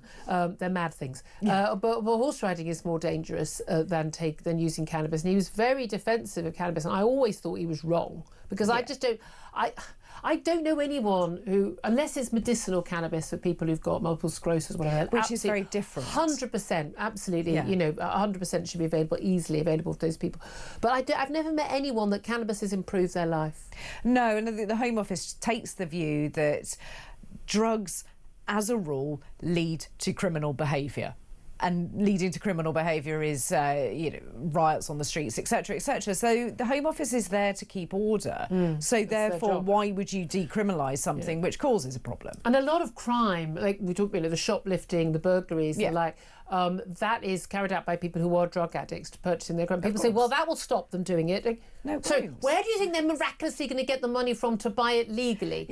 Because again, if it is legal, very quickly it would be taxed. I mean, why are you putting VAT on if I buy a child car seat? There's VAT on that, but you're not going to put VAT or other taxes on cannabis. Why would you be putting taxes on cigarettes and vapes but not on cannabis? Of course, if it was legal, it would be taxed. And at which point is then more expensive. There is still a market, and you're still going to have drug addicts stealing to purchase those items. I mean, alcohol is legal, and people still have problems with alcohol. And they still steal to buy alcohol. Well, of course they do. If you have an addiction, you need to be able to feed that addiction. And if you don't have all of that money in your bank account, then you need to find it from somewhere. We're told it's quite a harmless drug. But of course it isn't. It's not heroin. It changes brain chemistry in young people. There have been enough scientific studies into it. Yeah, it does something. And as you said before, you've come across people who have taken it and they're really boring. Yes, they're really boring when they do. But I also know people genuinely whose brains have been addled who become incredibly paranoid. Yeah. And the motivation, there are a lot of people. I'm particularly concerned about young people doing it, in their teens, and their brains just being completely addled by it. It's just and the motivation. You're not getting up and going to school if you're smoking dope, are you? Let's be honest. Well, of course you're not. You're getting up at 3 in the afternoon and you're sitting there with a bag of crisps on the sofa, looking at when you're going to get your next hit. And I was going to say, sounds like my weekends, apart from the drug bit. I'd love to hear from you on this. Are we just being a bit prissy? I mean, a bit judgy, because I've got my drug. Love a glass of wine. That's my drug. That's legal. Why shouldn't, say, your drug, if you like cannabis, why shouldn't your drug be legal? But isn't it, to all intents and purposes, legal already? Because it has been decriminalised, surely, has it not? Give us a call. 0344 499 1000 is the number to call. Do you agree with Sadiq Khan? Do you agree with the former Shadow Justice Secretary? I'd love to hear your thoughts on that. And should the concern about the relationships between the police and ethnic minority groups, particularly in London, where particularly we're told, it's young black people who are being basically targeted by police over cannabis use and not other people. And we had that in America, didn't we, about crack. And it was black communities were doing crack. Young black people were doing crack, and young white people were doing cocaine, but the penalties for crack were like 20 times higher than for cocaine, because the middle classes don't want their children going to jail. And so they effectively decriminalise it and make it acceptable. I'd love to hear your thoughts. 0344 499 1000. Got some great calls coming in on that. Let me also come back to Dominic Cummings. We spoke about the former, the man behind Boris Johnson. When I knew that Boris Johnson had won that election, I mean, he's going to go in 2019, he's going to go into power. The thing I was most pleased about was that Dominic Cummings, who'd run the Vote Leave account, who campaigned, who absolutely I knew was fully behind Brexit and fully behind wanting to shake up government, deal with the blob and get stuff done, get rid of our completely hopeless civil service. I was really happy about him going in. And then, as we know, he was the man who listened to Neil Ferguson and listened to the people with the computer programmes and pushed Boris Johnson into going into lockdown. Not sure I trust his judgment anymore. No. But he's done an interview with Sky News, and he said that he believes Nigel Farage could definitely become Prime Minister, and he says that he wants to effectively advise him, and says he needs to listen to him, and I think they have met to talk about how he could become not one man and an iPhone and become a government in waiting. Do you think A, that could happen, and B, do you think it will happen? It's quite that's a big subject. It's one of those really, really big subjects. Do I think that Dominic Cummings needs to be weighing in on this? No, actually, I don't. I think he made such a mess of his one opportunity that he's bust that, and he needs to just go off quietly. Flush? Yeah, I think he is. He promised such a lot, and it was quite exciting to have him there until you realise that what he wanted to achieve was never going to be achieved, but he was just going to turn everybody against each other within the Conservative Party. Doesn't like politics, which, that's my life, and I quite enjoy it. But could Nigel Farage be in number 10? Possibly. I don't think at the moment there are any in the Labour Party or the Conservative Party that has any bright ideas as to how to run the country any better at the moment. And Nigel Farage is managing to reach people and get them interested in shaking it up. I think people want things shaken up. They want to get rid of, the uni party, the Tea Party, just, what do the Tories think, what do the Labour think? Labour people think they've got Tory-like. Tory voters think they had Labour-like when they have the Tories in. They don't trust anything they say because they've let them down. Of course, Nigel Farage is going to face the same issues everyone else has, which you can promise a lot. Goodness me, in that speech yesterday, he promised an awful lot. I don't even agree with the idea that people don't pay tax for the first 20 grand of their earnings. Unaffordable. I would lower that. I just want very, very low rates of tax for low earners. I think everyone should be bought into the system and pay tax. So do I. I'd like national insurance, all that nonsense scrapped, and call it what it is and call it a tax. And there's lots of things I do to simplify things, and I definitely want people at the lower end to be taxed less because they need that money more. But again, the solution actually to an awful lot of the issues is building more houses. It's building more. It really is building more houses and getting an awful lot of people off welfare, and very, very quickly. I think he's got a lot of brilliant ideas. I consider him a personal friend. I'm very genuinely like him. But a lot of people will still have to, when we get to the next election, there's going to be a lot of question marks about, is he someone people think can actually run the country, that can actually get the job done? And I think that's the problem, is that at the moment he's very, very good. He's very charismatic. He comes up with ideas, unfunded He's not afraid to say ideas. the stuff that politicians mostly shy away from. But he's going to have to now have that scrutiny applied to it, like every other party. Numbers are going to have to add up. Yeah, and indeed. they don't. And at the moment, they really don't. Love to hear your thoughts on that, and your thoughts, of course, on drugs. Whether you're on drugs or we just want to give a thought on drugs, get in touch. 0344 499 1000 is the number to call. This is Talk, the home of common sense.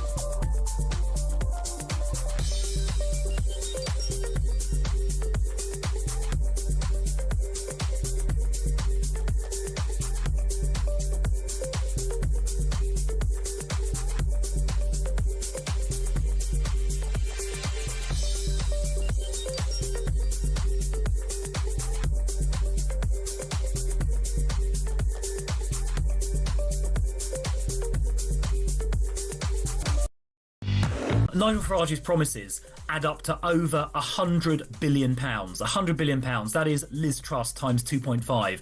And he has not the first idea how he's going to pay for any of these promises. So he stands there on these stages and at rallies, throwing out all these promises. I'm going to spend extra money on this, I'm going to cut that tax.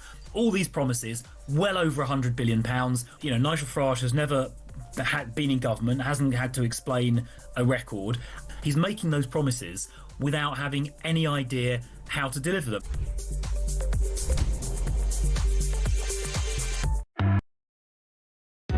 Across the UK, on DAB+, on your smart speaker, on your smart TV, and on your side. This is Talk. This is Talk, the home of common sense, for me, Julia Hartley-Brewer. 11:22 is the time. Do get in touch about any of the stories we are talking about. If you're a junior doctor saying, why shouldn't I get a 30% pay rise to go to work? I'd love to hear from you as well. 0344 499 1000. Lots of you getting in touch about Sadiq Khan, the London mayor, calling for cannabis possession to be decriminalised. It'll still be illegal to grow it, to sell it, to deal it, but no, perfectly legal to walk around with it or to use it. I never understood how that would work, but it's all about, police are searching too many young black men and upsetting local communities, we are told. That's the problem. Is that the solution to the problem? Brian has got in touch and said it stinks in more ways than one. Saskia says, please turn a blind eye to it anyway. So what's the point? Exactly. Rachel says, my reaction, he wants everyone to be as high as a kite. Well, he'll get more votes that way. Douglas says he'll be advertising it on the TfL network next. Yeah. But he completely controls, doesn't he, what can be advertised. I love that. I love that I'm not allowed to see an advert showing a chocolate bar or a McDonald's Quarter pounder with cheese, that's the number one. Favourite takeaway choice. I'm not allowed to see that on London's Underground because, you know, it will make me fat. But yeah, let's decriminalise cannabis. A Class B drug. These people are, don't eat any processed food. Don't have a sausage, it's processed. Would you like some cannabis? These people are insane. They're insane. I mean, God almighty, this is what we're up against, people. This is what we're up against. But the cannabis leads to the Mars bar, so he's really going to cut his nose to spite his face. Oh my God! Let's get to your calls. 0344 499 1000. Please talk more sense than Sadiq Khan does on anything. Mike is on the line. He's in Lancashire. It says here, Mike. It says Mike on drugs, which worries me. What do you want to say, my darling? Good morning, Julie. Good I've not morning. spoken to you. I'm Claire as well. Good morning, Claire. Good morning. Oh, they're loving you today. Not spoken for a while. I shouldn't laugh. Julia, it's just this decriminalisation of cannabis. Yeah. I had a dear friend. Yeah. Started off on cannabis. Got worse and worse and worse. He got hold. This gang got hold of him. He was on, onto heroin, this, that, and the other. He nearly died. Went into hospital. They cleaned him up. He came out. As soon as he came out, the gang got hold of him again. Of course they did.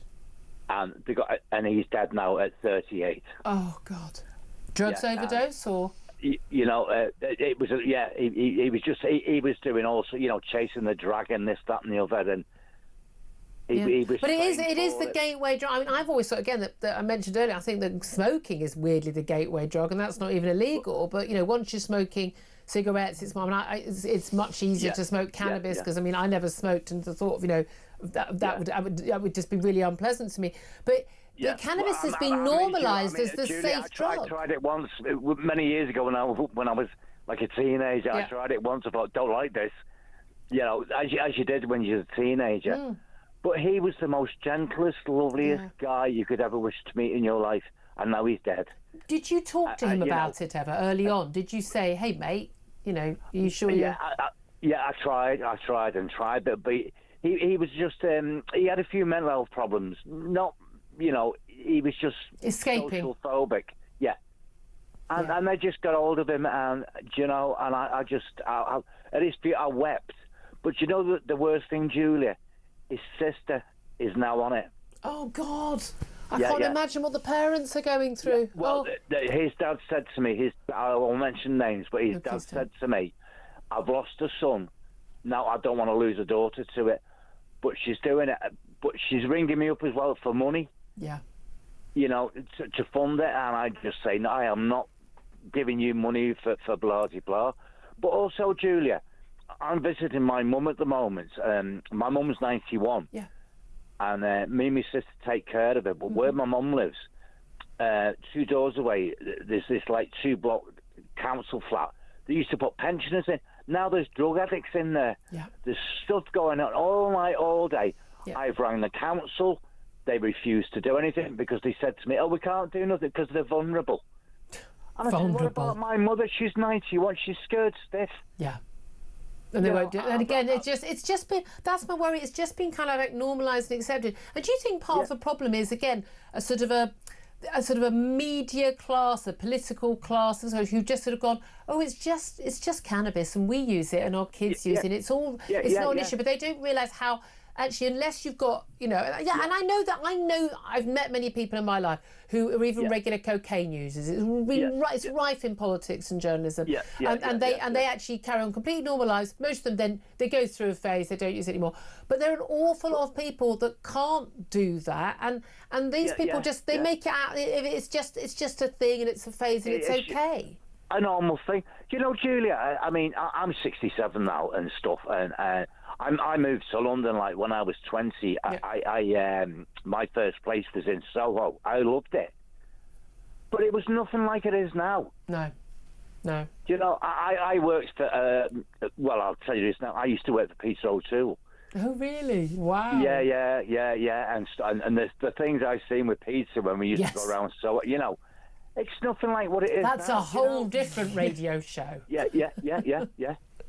I mean, the times I had with him and stuff. But this drugs, it's just. But it's when you ring the police, they don't want to know. Well, that's the thing, decriminalising it as if the police even care right now. Mike, I so appreciate your call. So sorry for your loss of your friend. I hit 38. And again, the parents, Claire, I mean, another child on drugs. I mean, I've got to be honest with you, be locked in my spare room, wouldn't let them out.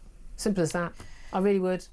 It's horrendous, isn't it? You can't imagine that. Just after seeing one person go through that awful addiction to then take it up yourself. Drugs and absolutely scourge. I really don't know why people are so relaxed about it. There's another Mike, actually. Michael, he's in High Wycombe. And Michael, good morning. You wanted to have your say as well. What do you want to say? Yeah, good morning to you and to Claire. You make me laugh. Deep fried Mars bars, deep fried marijuana coming next. The point I wanted to make is that we keep nibbling away at what the police can do. Yeah. And if we keep doing that, we won't be able to stop anybody, and therefore they won't have any opportunity to stop people and just find out what they're doing. And I'm not a big fan of them stopping people. I want them to actually have a suspicion of a crime. Well, yeah. Well, if you remove all the crimes, then they can't stop people. But that's the thing. It's almost like this idea. Well, we had a war on drugs. You know, there's the argument Peter Hitchens made. You know, people say we had a war on drugs, and it hasn't worked, so we may as well give up. It's like, well, we never really had a war on drugs because we didn't actually, prosecute people. I would be absolutely terrified to get a criminal record from drugs. Most people don't do drugs because they don't want a criminal record. Yeah, politicians are always the same on this. Oh, we had austerity. No, you didn't. Yeah. You didn't do anything about it. We had a war on drugs. No, you didn't. Yeah. It just continues. But also the people selling the drugs are still going to be wanting to make their money. Again, and if it's decriminalising cannabis, as Claire was saying, what's the next drug? Well, you can look at everything, can't you? Whether it's immigrant, as soon as you decriminalise something, effectively, like the illegal migrants across the channel, more people will go and do it because it makes a lot of money. If you decriminalise cannabis, look at what's happening in Colorado, a place I used to live. Yeah. Now it's being decriminalised. It's just horrendous. Yeah. So people don't think through the consequences of their actions. Sadiq Khan certainly doesn't think.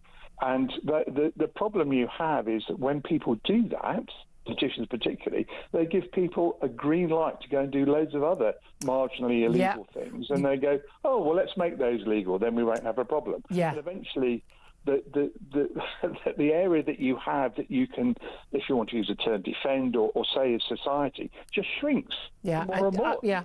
And again, there's a reason why we've got a lot of people say, well, we've got alcohol. I don't know what the issue is. You think, but okay, we've got alcohol, and every single society has got alcohol, and alcohol is normalised as a social thing in our society, and that is very, very different, isn't it, from cannabis and drugs. I always think it's another thing, the media world, they think that everyone's on drugs, and actually vast majority of people not only have not done drugs the last year, the vast majority of people have not done drugs in their life at all, but they ignore that. They just think it's normalised because it is to them. Michael, so appreciate your call. Thank you very much indeed. 11:31 is the time. We're going to take a quick break. We're going to find out what Peter Blexley, former Metropolitan Police detective, thinks of this and all the other crime stories. Lots of calls coming. I can't wait from you. I would love to hear from you, particularly if you think we should decriminalise cannabis. I really would like to hear from you. We'll get you on air. 0344 499 1000. This is Talk.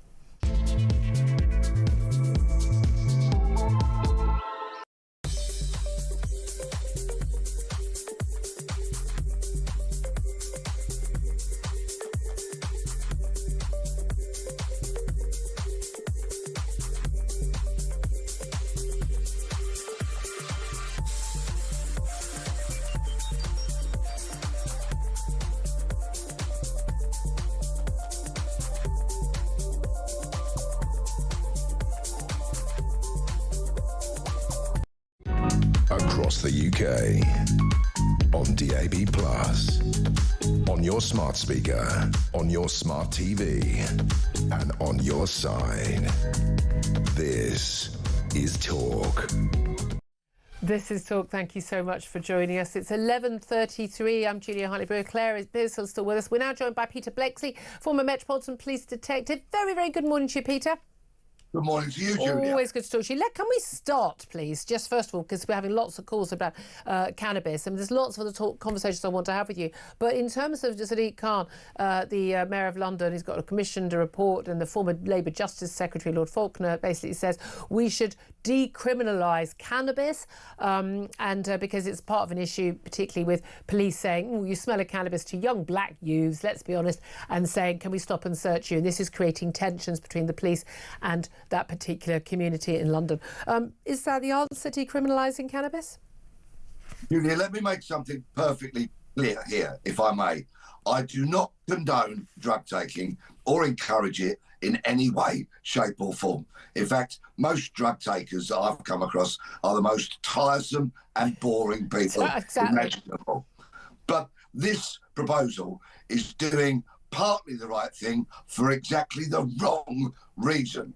What we need to do, and I'm sure you're going to disagree with me, is we need to legalise and regulate every single illegal drug. It's the fourth biggest industry in the world, and it would take me a couple of hours to explain it all. But if we had courageous politicians that legalised and heavily regulated all the industry, we could rip it from the grasp of organised crime, reduce harm, reduce murder, lower the prison population, raise billions upon billions in revenue, and educate our kids away from the scourge of drug taking.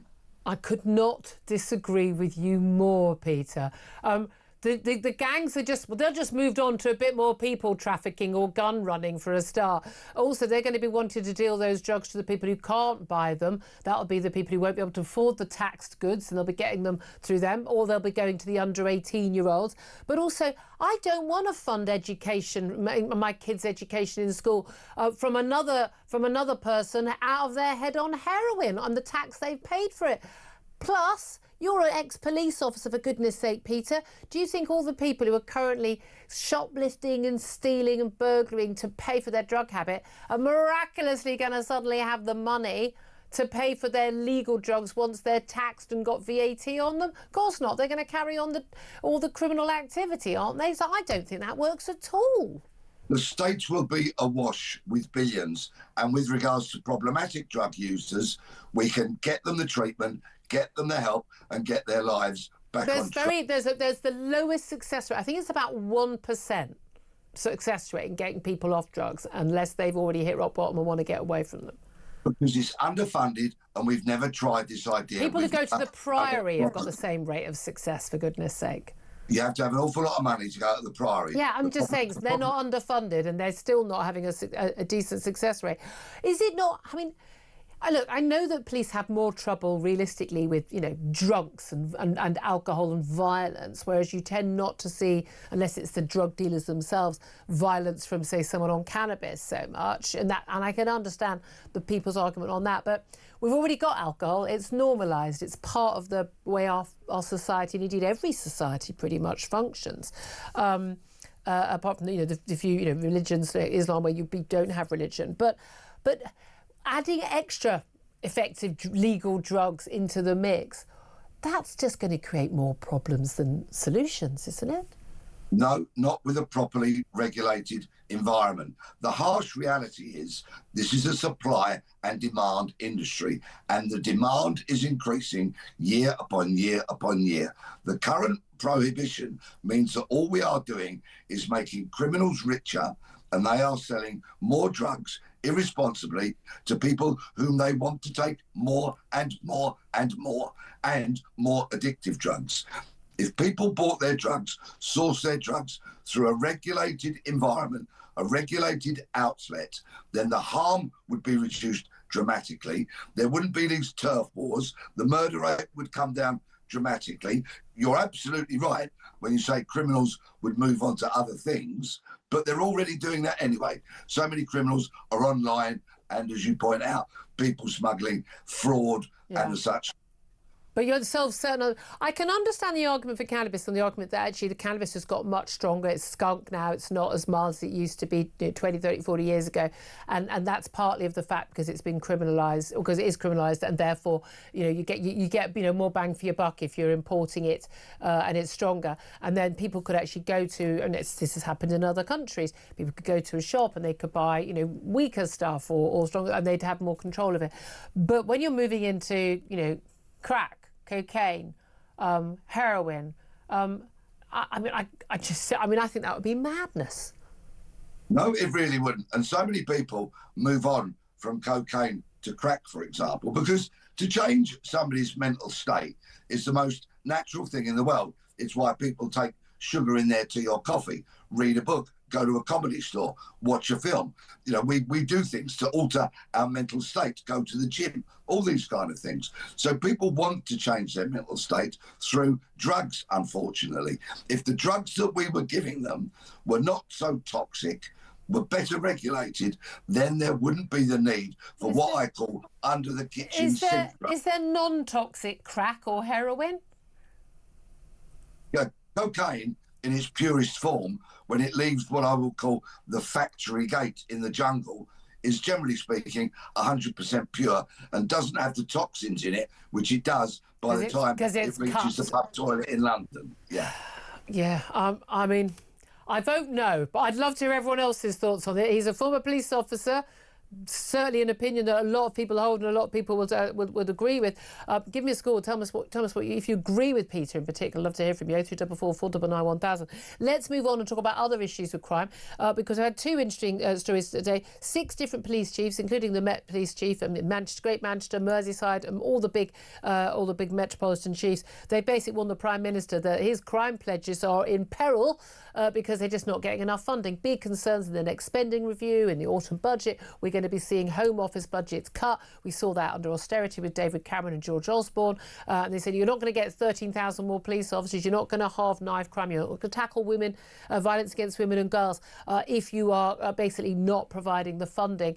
We've also got senior figures again, including the Met Chief, head of MI5, the National Crime Agency, saying that releasing prisoners early is posing a risk to public safety. These people are back on the streets, and a lot of them are violent criminals, and we were told they wouldn't be, but they are, and they are posing more of a danger to society. And they said we simply don't have the staffing to actually cope with the number of people being back on the streets.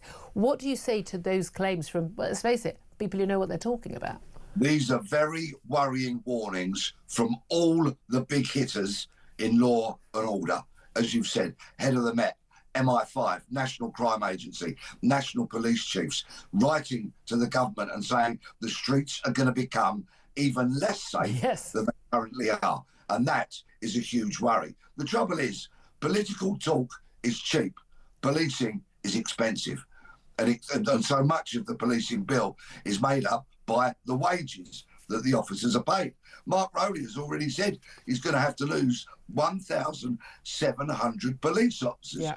And you, Julia, like I, travel on the largely lawless underground system a lot. And look at the harassment that goes on there, the graffiti, the assaults, and so much worse. I'm mostly annoyed by the number of people who don't buy a ticket when they squeeze in behind me at the barrier. Yeah. Tailgating, very apt at the moment. Yes, all of that. You know, the streets of London and further afield are becoming increasingly lawless. We are all less safe than we used to be. And when the big hitters scream it to the government in a letter signed by all of them, then I'm afraid we all need to be deeply concerned. Absolutely. Again, listen to what they're saying. And again, you know, the Prime Minister wants to be judged on some of the things he's going to achieve. They're saying, well, you're not going to be able to achieve it. Let's also talk about the specifics of what happened in Liverpool on Monday, this horrific collision, crash, attack. I think both people who felt it would have felt 65 people in total were injured, including children. One child still in hospital with a collapsed lung, a 4-year-old, for goodness sake, after a man basically just drove his car, apparently deliberately, in and out of the crowd, smashing into people. 4 people left under his car. And this was a man who's been held he's been in custody since he was basically sort of rescued from a mob of people who, I think, understandably what were wanting to attack him. The police have until midday today, so in just 17 minutes time to finish questioning him.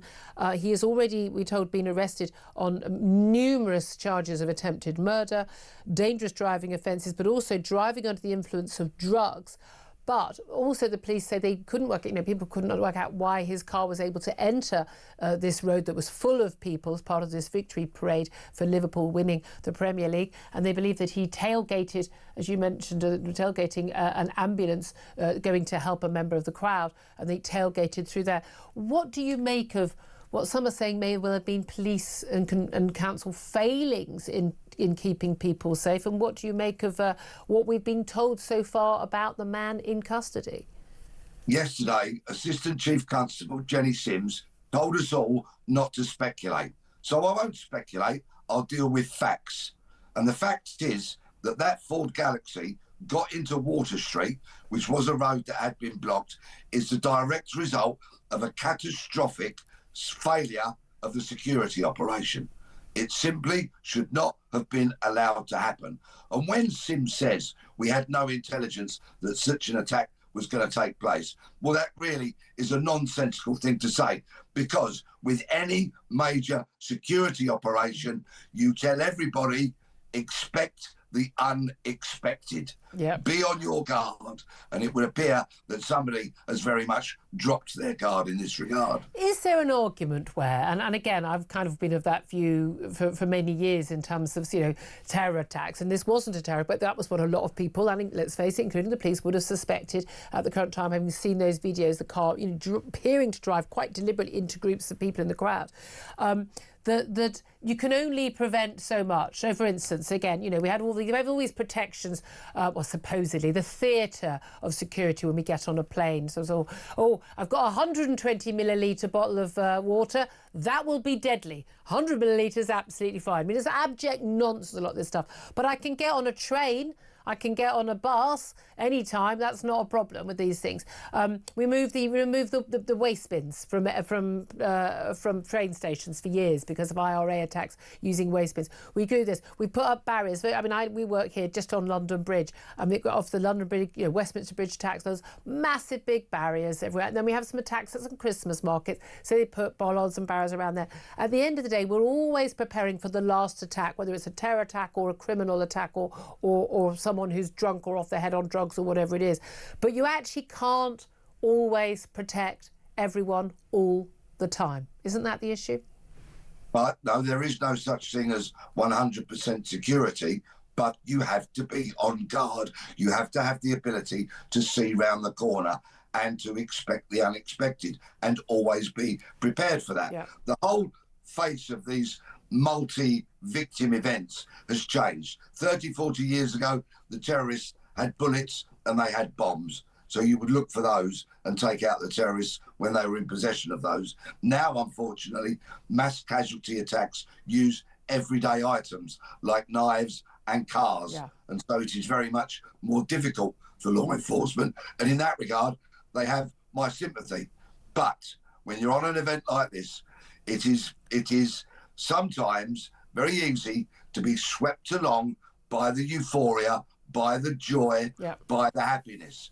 If you're policing it, stewarding it, private security, you have to switch off from all of that. Yeah, and especially if you're a Liverpool fan yourself and you're celebrating. Yeah, well, you're there to do a job. You're not there to celebrate. If you want to celebrate, ditch your uniform, take a day's holiday and go and have a drink Yeah. of your mate. Can I just ask you just finally, there've been a lot of criticism, and I've been called every name under the sun since Monday night for questioning why the police chose to reveal that the man in custody, a 53-year-old man from the Liverpool area, was a white British man. We don't normally get given the nationality or the ethnicity of suspects, and I've checked all the Merseyside police's recent tweets about any arrests or charges they've made. Not one of them, not a single one of them mentions the ethnicity or nationality of the people who've been arrested or charged. What do you make of former Met Superintendent Dal Babu? And he has said that the decision was correct in this occasion to counter misinformation, but it could be exploited by the far right. He says it doesn't take rocket science to predict what will happen in the future. The far right will twist this and say, right, you've named the race because it's a white person. Why aren't you naming the race of the next person? He said it will present some difficulties and challenges in the future. He says it's really important that people don't see it as a precedent because every incident will be different. What do you say to that? Every day when I don't hear the name of Del Babu is a good day. What essentially happened is that His Majesty's Inspectorate of Constabulary did a report into Southport and all aspects of it, and they handed down a directive that communication has to be better. Yeah. So in that regard, Merseyside were doing what they were told to do by the Inspectorate. Yeah. You're absolutely right to point out that a benchmark has been set now, as I see it. So should or when, unfortunately, there is another mass casualty attack. It will be very interesting to see if a police service says, if this were to be, that the person arrested was brown, came from whatever country, etc., etc. Yeah, I mean, they've just set themselves up, haven't they? But there we are, Peter Blexby. It's been a very interesting interview. So good to see you. Thank you very much for joining us, former Met Police detective. Very quick word from Claire Pearsall. Just can we just go back to the issues for the police in Liverpool? Yeah. I think Peter's right when you have to expect the unexpected with these things. Having been in Westminster with the Westminster Bridge attack, You know the same as I did, the man who died, the police officer, Keith Palmer. Just horrendous when you go in there every single day and you see somebody and then that happens. But part of the job is predicting that something could happen that you can't predict. No, but you have to look at all the eventualities. What is the worst thing that can happen, and then just work backwards from there. I'm interested in the fact that we know there were police snipers, obviously on the roofs. I'm wondering when that car starts careering. Thanks, take him out. I think there were so many pedestrians. That was the problem, wasn't it? There we are. 11:49 is the time. Up next, we're going to talk about the not so green, or is he green, Mayor Sadiq Khan, and we're going to talk to Howard Cox, founder of Fairfield UK, about the Transport for London congestion charge. I know we're very London centric on these things, but trust me, it's come to. I told you it would, and it came to a city near you, and it'll keep going up in a city near you as well. This is Talk, the Home of Common Sense.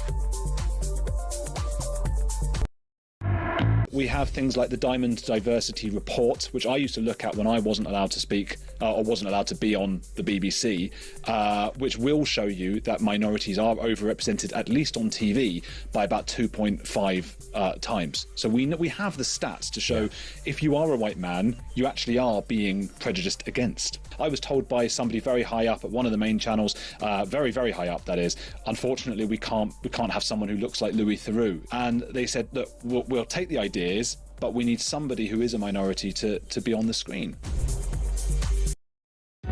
Across the UK, on DAB+, on your smart speaker, on your smart TV, and on your side. This is Talk.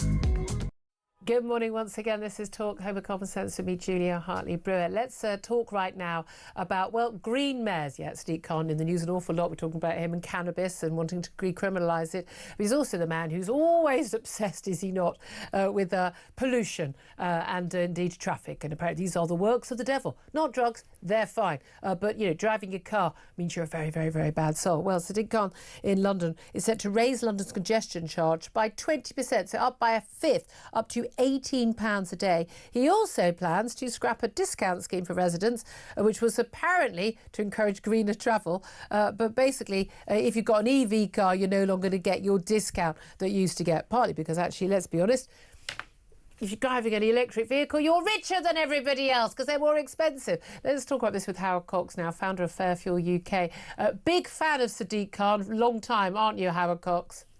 Hello, Jill. A long time no.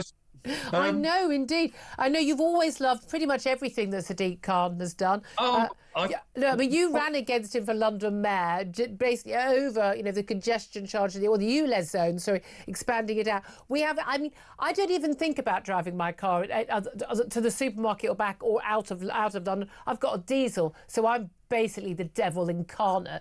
It wouldn't occur to me now to drive my own car into my own city, like any bit further south than where I live, because of the costs. You wouldn't be able to park anywhere. You can't drive more than 20 miles per hour.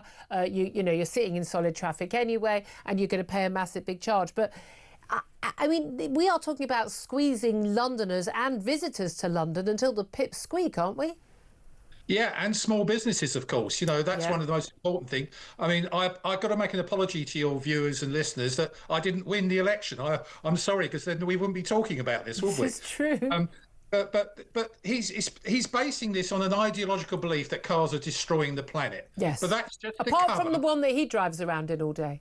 Well, yeah, but it's just a cover for an easy cash grab to fill a massive black hole. TfL now have got nearly £500 million of debt. So guess what? What they've got to do, and that doesn't include the whole total London mayoral budget, which I think is something like about 15-16 billion. Yeah. I mean, we talk about 22 billion black hole, or so Keir Starmer keeps talking about, as is Rachel Thies. But when it comes to actually someone like, the number that's just for London, it's a monstrosity of a number. And yet, guess what? The only ones that pay easy cash cows, guess what, is the motorist. Yeah, I mean, yeah, exactly. I mean, I have to say, I misread a little bit of this because it's a complicated thing, because we've got the ultra low emission zone, which is like basically the whole of London, and we've got the congestion zone, which is a smaller zone. But the plan's going here, what he wants to do, basically, if you're a resident within this smaller zone, you get a 90% discount on the basis that, well, you own your car, you've got your residence parking, you've got to be able to drive your car around.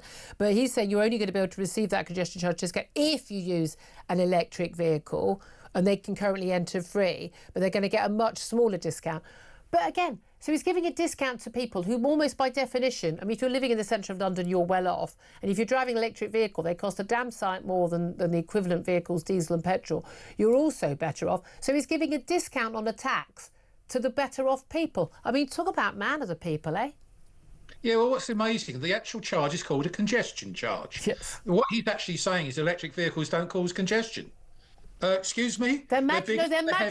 They're magical. They're not on the roads, even when they're parked, not on the roads at all. But also, by definition, surely if you live in the centre of London, I mean, this is a city with amazing transport links, you wouldn't need a car at all. It's the people who live outside London who need to drive in for it. And as you say, crucially, absolutely crucially, small businesses, and particularly those people who need to, have tools for their work, whether, the cleaning vans, the plumbers, the electricians, the builders, they're having to pay these charges, and it's a massive hit on them. You're absolutely right. I mean, adding 20%, and bear in mind inflation's 3.5% or something like that, and we're looking at 20% increase, 5 times the rate, 6 times the rate of inflation that he's doing it willy-nilly. Now, guess what, though? He is having a public consultation on the fact that, because they're going to continue to do... Yeah, do you remember those things that he ignores? I remember how it all went so well last time, because basically people who disagreed with him, they just discounted those. They literally said, oh, well, we're just going to discount those. But I'm thinking, again, you were very much involved in this. One of the arguments about, congestion zone, ULEZ zone, all the extra charges, it's all about encouraging us to cycle. More people are not cycling. They're just taken over about a third of the roads in London. But what a surprise, people don't want to cycle in the pouring rain or in the heat, or when they've got to get kids to school first, etc., or they've got tools to carry. But also, he said it was going to cut pollution. And again, all of his claims on this front have been completely and utterly debunked, haven't they? Absolutely right. And if you remember rightly, I went down to the underground with my little portable WHO detector detecting particulate matter.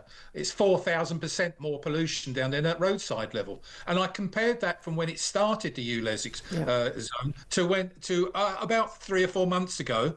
And there's virtually no difference. And yet the only difference is he's got more money coming in. Yeah. That's as simple as that. But also, like most cities, you actually haven't got any more space on public transport, whether it's trains or buses, to get more people on. They're already squashed in like sardines on a normal day. Well, that's true about trains and underground, but I don't think it's true about buses. The number of times I see buses... Well, I know, and likewise, you've got the problem of parking charges on different sides of your road, haven't you? I was listening to you the other day. No, it's not my road, but nearby roads. You literally need... I would say I'm so excited by the idea of a new national parking app, and wherever you go, you can just use the same app. Yeah, well, that's right, and that's good news. I actually recommended that about 3 or 4 years ago. We should have just one scheme.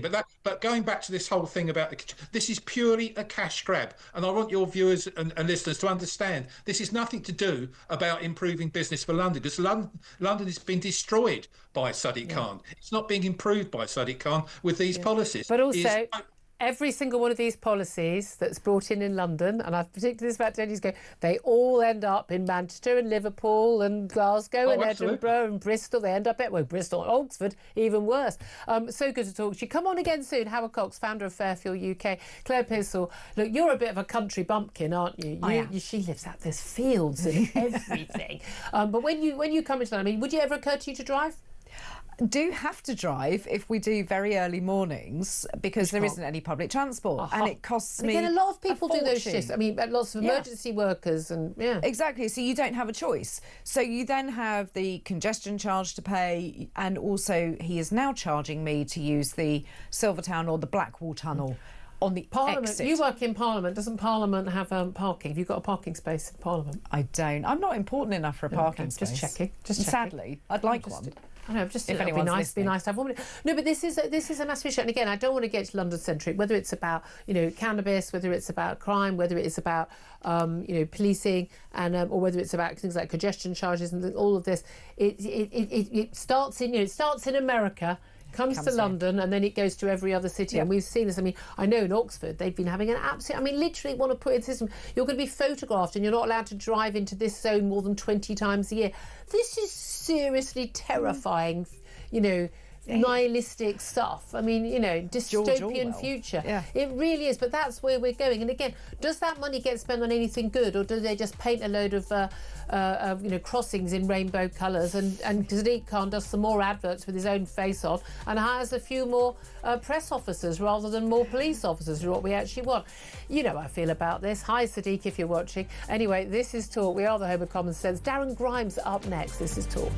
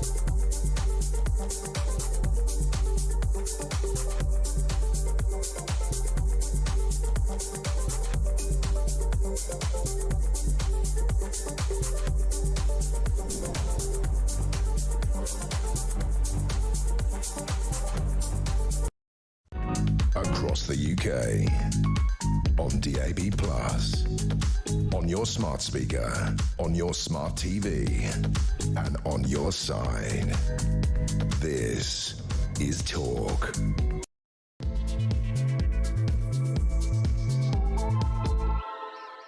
A very good afternoon to you. This is Talk, the home of common sense. Very much appreciate you joining me, whether you're listening on DAB+ radio or on your smart speaker, watching on YouTube or on your connected device. It's great to have your company. I must apologise. We're talking a lot about Sadiq Khan, whose knighthood I have forgotten throughout the show. Sir Sadiq Khan. He's kind of annoying us on many, many different fronts. I'd love to get this also by guest coming up in just a couple of moments. Councillor, I love saying that, Reform Councillor Darren Grimes in just a couple of moments. But coming up in this hour, just to let you know, by the way, the the deadline has now passed for the police in Liverpool to finish questioning the suspect, the 53-year-old, as we know, white British man being held on suspicion of the dangerous driving and attempted murder and drug-related charges, which left 65 people injured, some seriously and still in hospital in Liverpool at that victory parade for Liverpool for the Premier League title. That time has passed. We'll let you know if we do hear about any news regarding that case, whether charges are brought or not. We'll let you know as soon as possible here at Talk. As soon as we hear it, you will hear it too. First up, though, I do want to talk about the former advisor to Boris Johnson, Dominic Cummings. He said that Reform UK leader Nigel Farage could, his words, definitely become Prime Minister at the next election if he listens to him. Dominic Cummings revealed how he advised the Reform UK leader on how to go from one man and his iPhone to entering Downing Street. So what sort of advice should there be for that? We're also going to be talking more about Sadiq Khan, the Mayor of London. It's also the Police Commissioner of London calling for cannabis possession to be decriminalised. Concerns that drug laws are damaging the relations between police and ethnic minorities, with police officers using the excuse that someone smells of drugs, of cannabis, to stop and search more young black people. And that's damaging relations, we're told. Plus, yobs who terrorise towns with off-road bikes, e-scooters and cars will have them crushed within 48 hours under new police powers. Currently, they have 2 weeks before they're able to do that. We'll talk about whether that is the answer to the problems. And Meghan, the Duchess of Sussex. I mean, you never hear from her, do you? But she apparently has hinted she might never restock her jam in an interview with a US business magazine. It said that she was planning to step back to assess her as ever brand. That's code for it's really not been a very big success. We're going to be talking about that. We're mostly going to be mocking her, but that's what we do. That's all coming up. Do give us a call on all the topics, 0344 499 1000. In particular, I really want to hear from you if you agree with Sadiq Khan and indeed Peter Bleksley. He's saying, going further, our former Met detective, than Sadiq Khan on decriminalising cannabis. But he wants to decriminalise and legalise and regulate all drugs, all the way up to heroin. I'd love to hear your thoughts on any of that. Give us a call, 0344 499 1000. Text the word talk in your message to 87222. Get in touch with us on X at talkTV. Calls are charged at the national rate. Text cost £1. Standard network rate message. Just before we go to our next guest, though, I must bring in Claire Pearsall. She's a former Conservative Government advisor. She is, as always, locked into the studio with me, so she can't leave until 1 o'clock. Let's come back to Dominic Cummings in terms of his advice to Reform UK. Look, you're a Conservative. You worked in the Home Office. You would have known, the impact that Dominic Cummings had. Not just, Brexiteer, leading the Vote Leave campaign as well. And did a very good job there. He wanted to go in, he wanted to, basically destroy the blob, get stuff done. He'd been an advisor to Michael Gove when he was Education Secretary and did a darn good job trying to get our schools back up to scratch by tackling the education blob. Do you think that Dominic Cummings is the right man to advise Nigel Farage on how to get into office?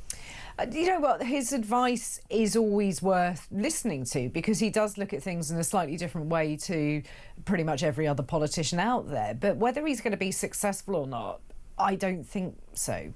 I really don't. He promised so much. He promised to destroy the blob and break down Whitehall, bring in misfits and weirdos. Remember those job adverts that he put out? But he didn't do it. Yeah, he just wanted the weirdos. And but he didn't succeed. And he's not been Elon Musk, has he? When he was actually in office. No, and I think that he promised everybody that he was going to change the world so much, and it was going to be a much different place. Boris Johnson was the person. That didn't work out so well. So Nigel Farage ought to be not the great white hope. Well, there we are. Well, I'd love to hear your thoughts on this. As I say, as you said before, 499 1000. Well, let's get the thoughts of one of the, should we say, I'm going to say Nigel Farage acolytes. He may not like that term. Darren Grimes, he's a Reform UK councillor, recently elected in May. He's deputy leader now, get you, of Durham County Council. Good afternoon to you, Darren.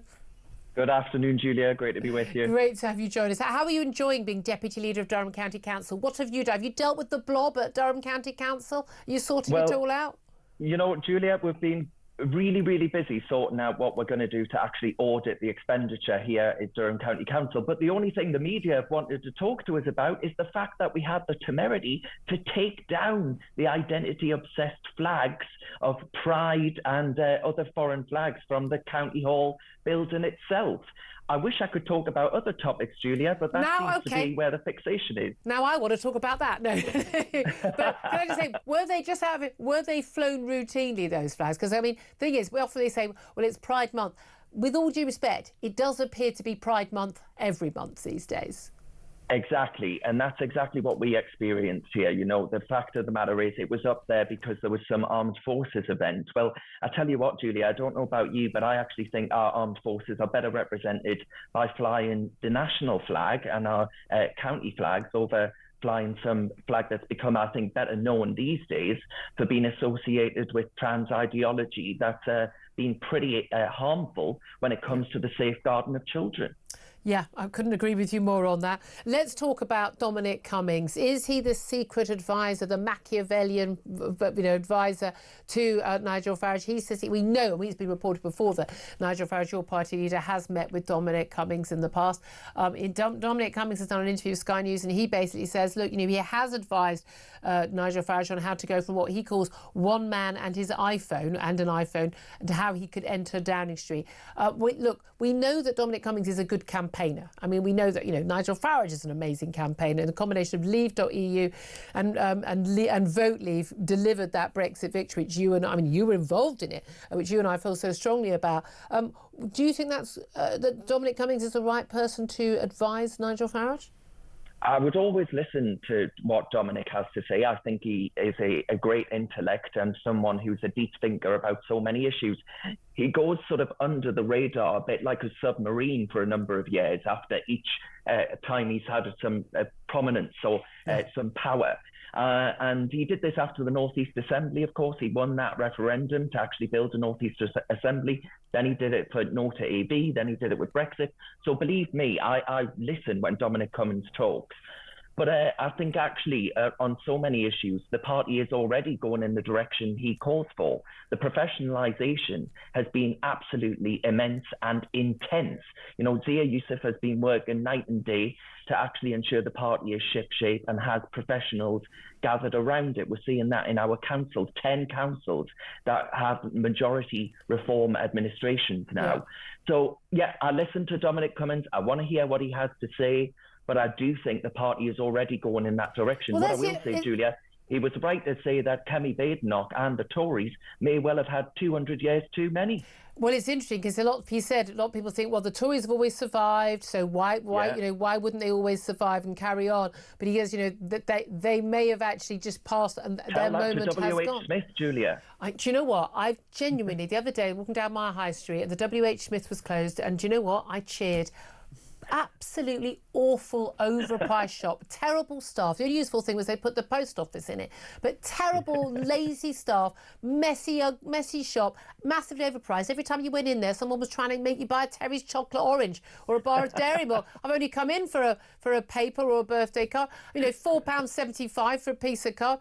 No wonder they went under. I'm just gutted they're still allowed in airports, where they're selling you a bottle of water for £3.50. Yeah. Anyway, absolutely. This is the thing I feel most strongly about today. I mean, I don't want staff. I don't want good staff. I don't mind bad staff losing their job. I don't want good staff to lose their jobs. But if you're good, you're going to get another job. There's plenty of jobs around. But anyway. But you're right. Just because something's been around forever doesn't mean it will last forever. Now, the thing is, Nigel Farage is a great campaigner.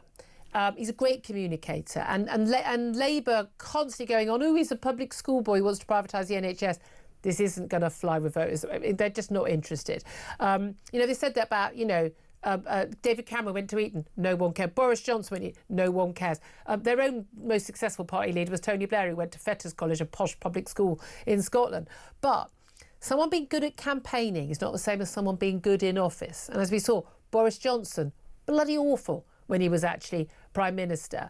And is there an argument that actually Nigel Farage needs to learn the skill? He's got the skills to campaign. He's probably got the skills to win. But has he got the skill to be a good Prime Minister, to put a team together, to get stuff done rather than say things?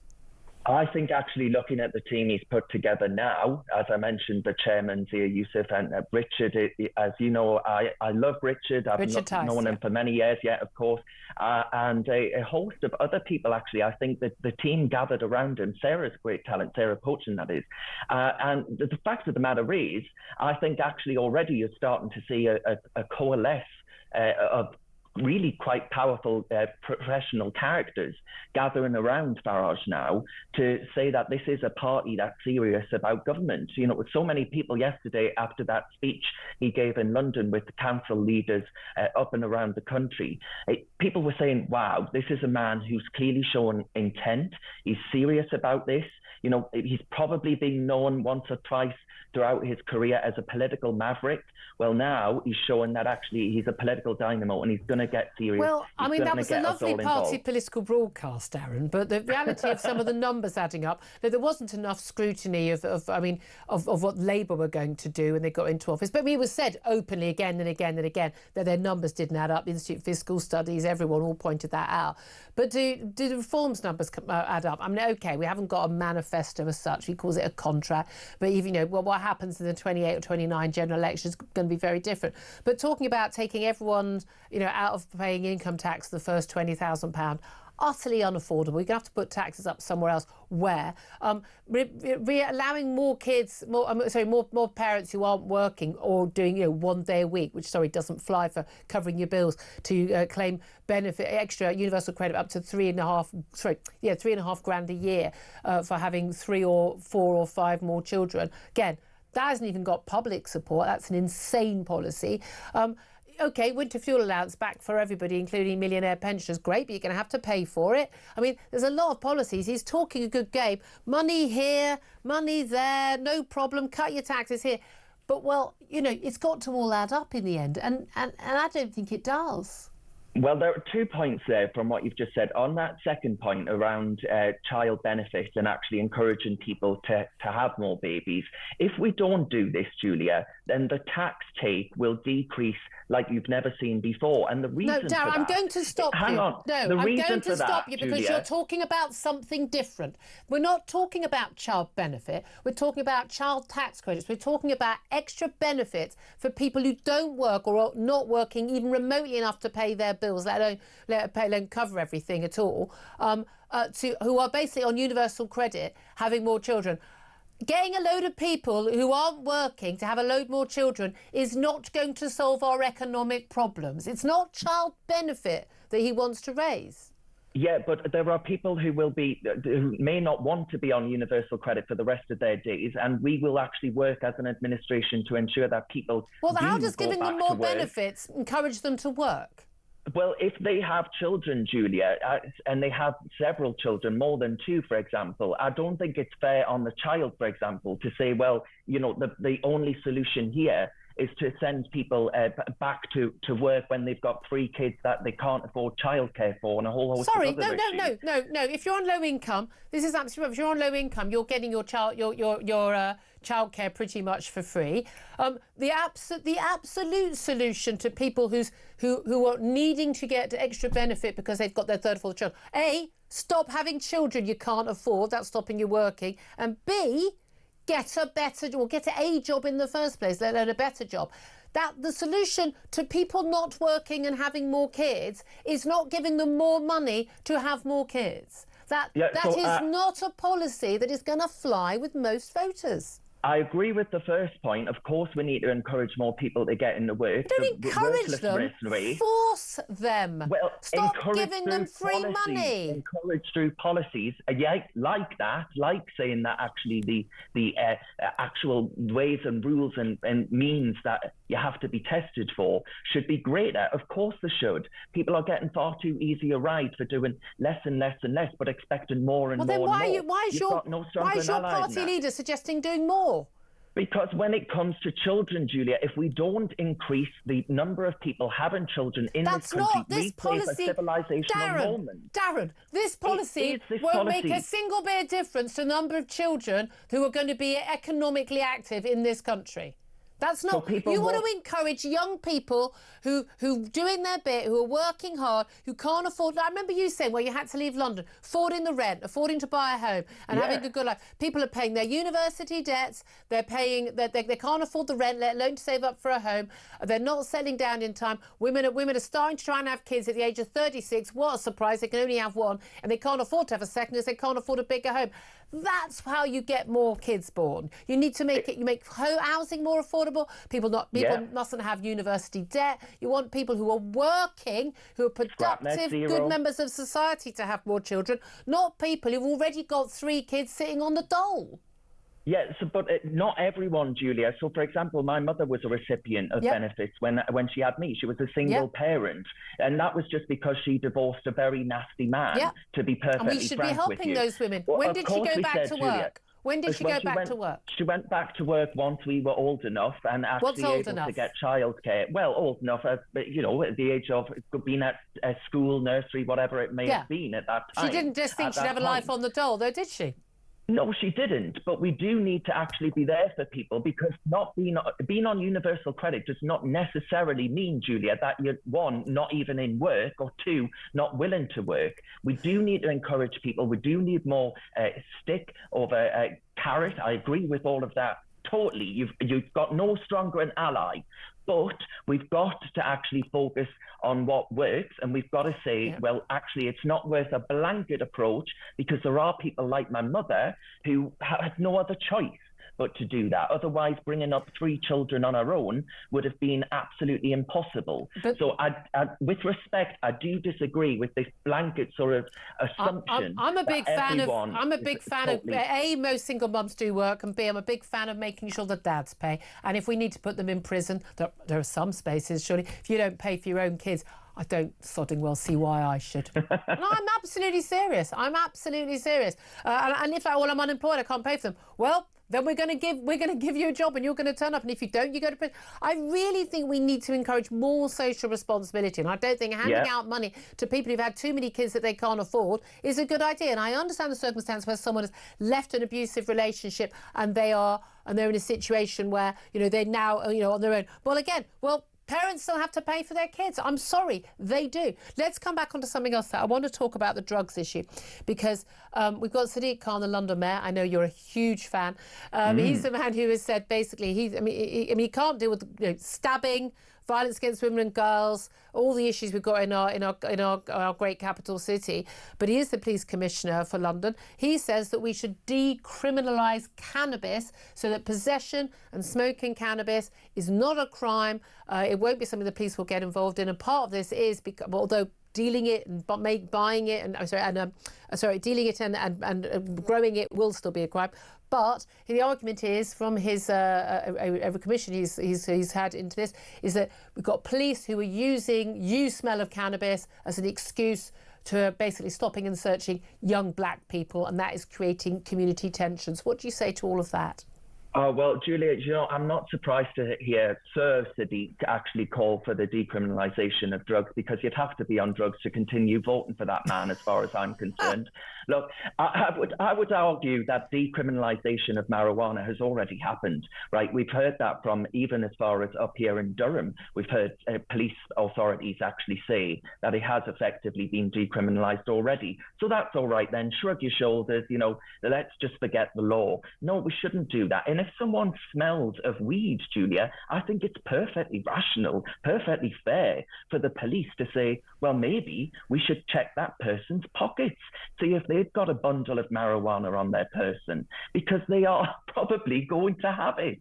So it's not racism, just like stop and search isn't racism, because statistically speaking, the people who are more likely to be stabbed on the streets of London are primarily more amongst the black community. So that's not racism either.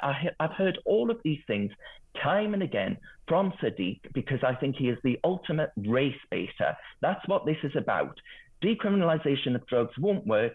It actually leads to people having greater mental health problems, which means a greater burden on the taxpayer for things like benefits that we've just been discussing, Julia. So he's totally mad and he's off his rocker. And the sooner that man is out of office, the better for this great nation. Doesn't look likely anytime soon. I was just wondering if you agree with me. Again, one of the concerns is you've got a media political class who are very relaxed about drugs. A lot of them do drugs. There's the music industry, the TV industry, an awful lot of drugs about, and they're very casual about it because they feel that they haven't got an issue with it. It's not been a problem for them.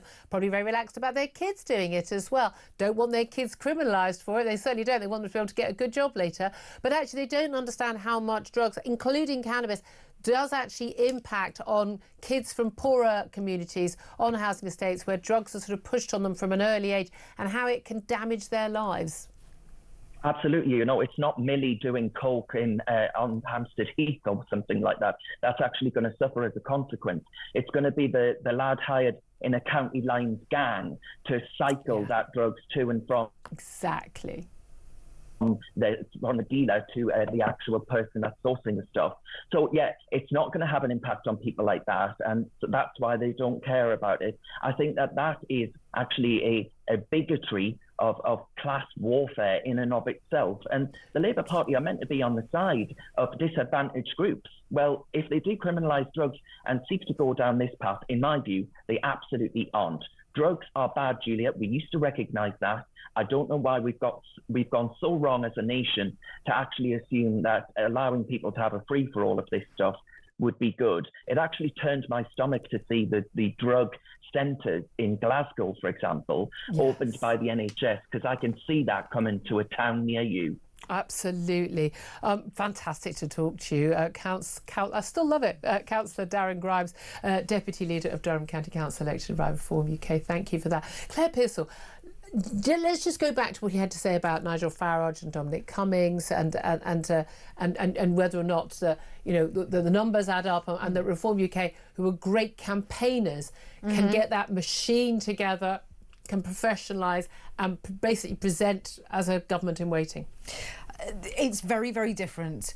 Setting out your stall at an election, campaigning, being very, very successful. All that. You love all that stuff. I do love all of that. I mean, I've been there for 21 years. I wouldn't have been anywhere else.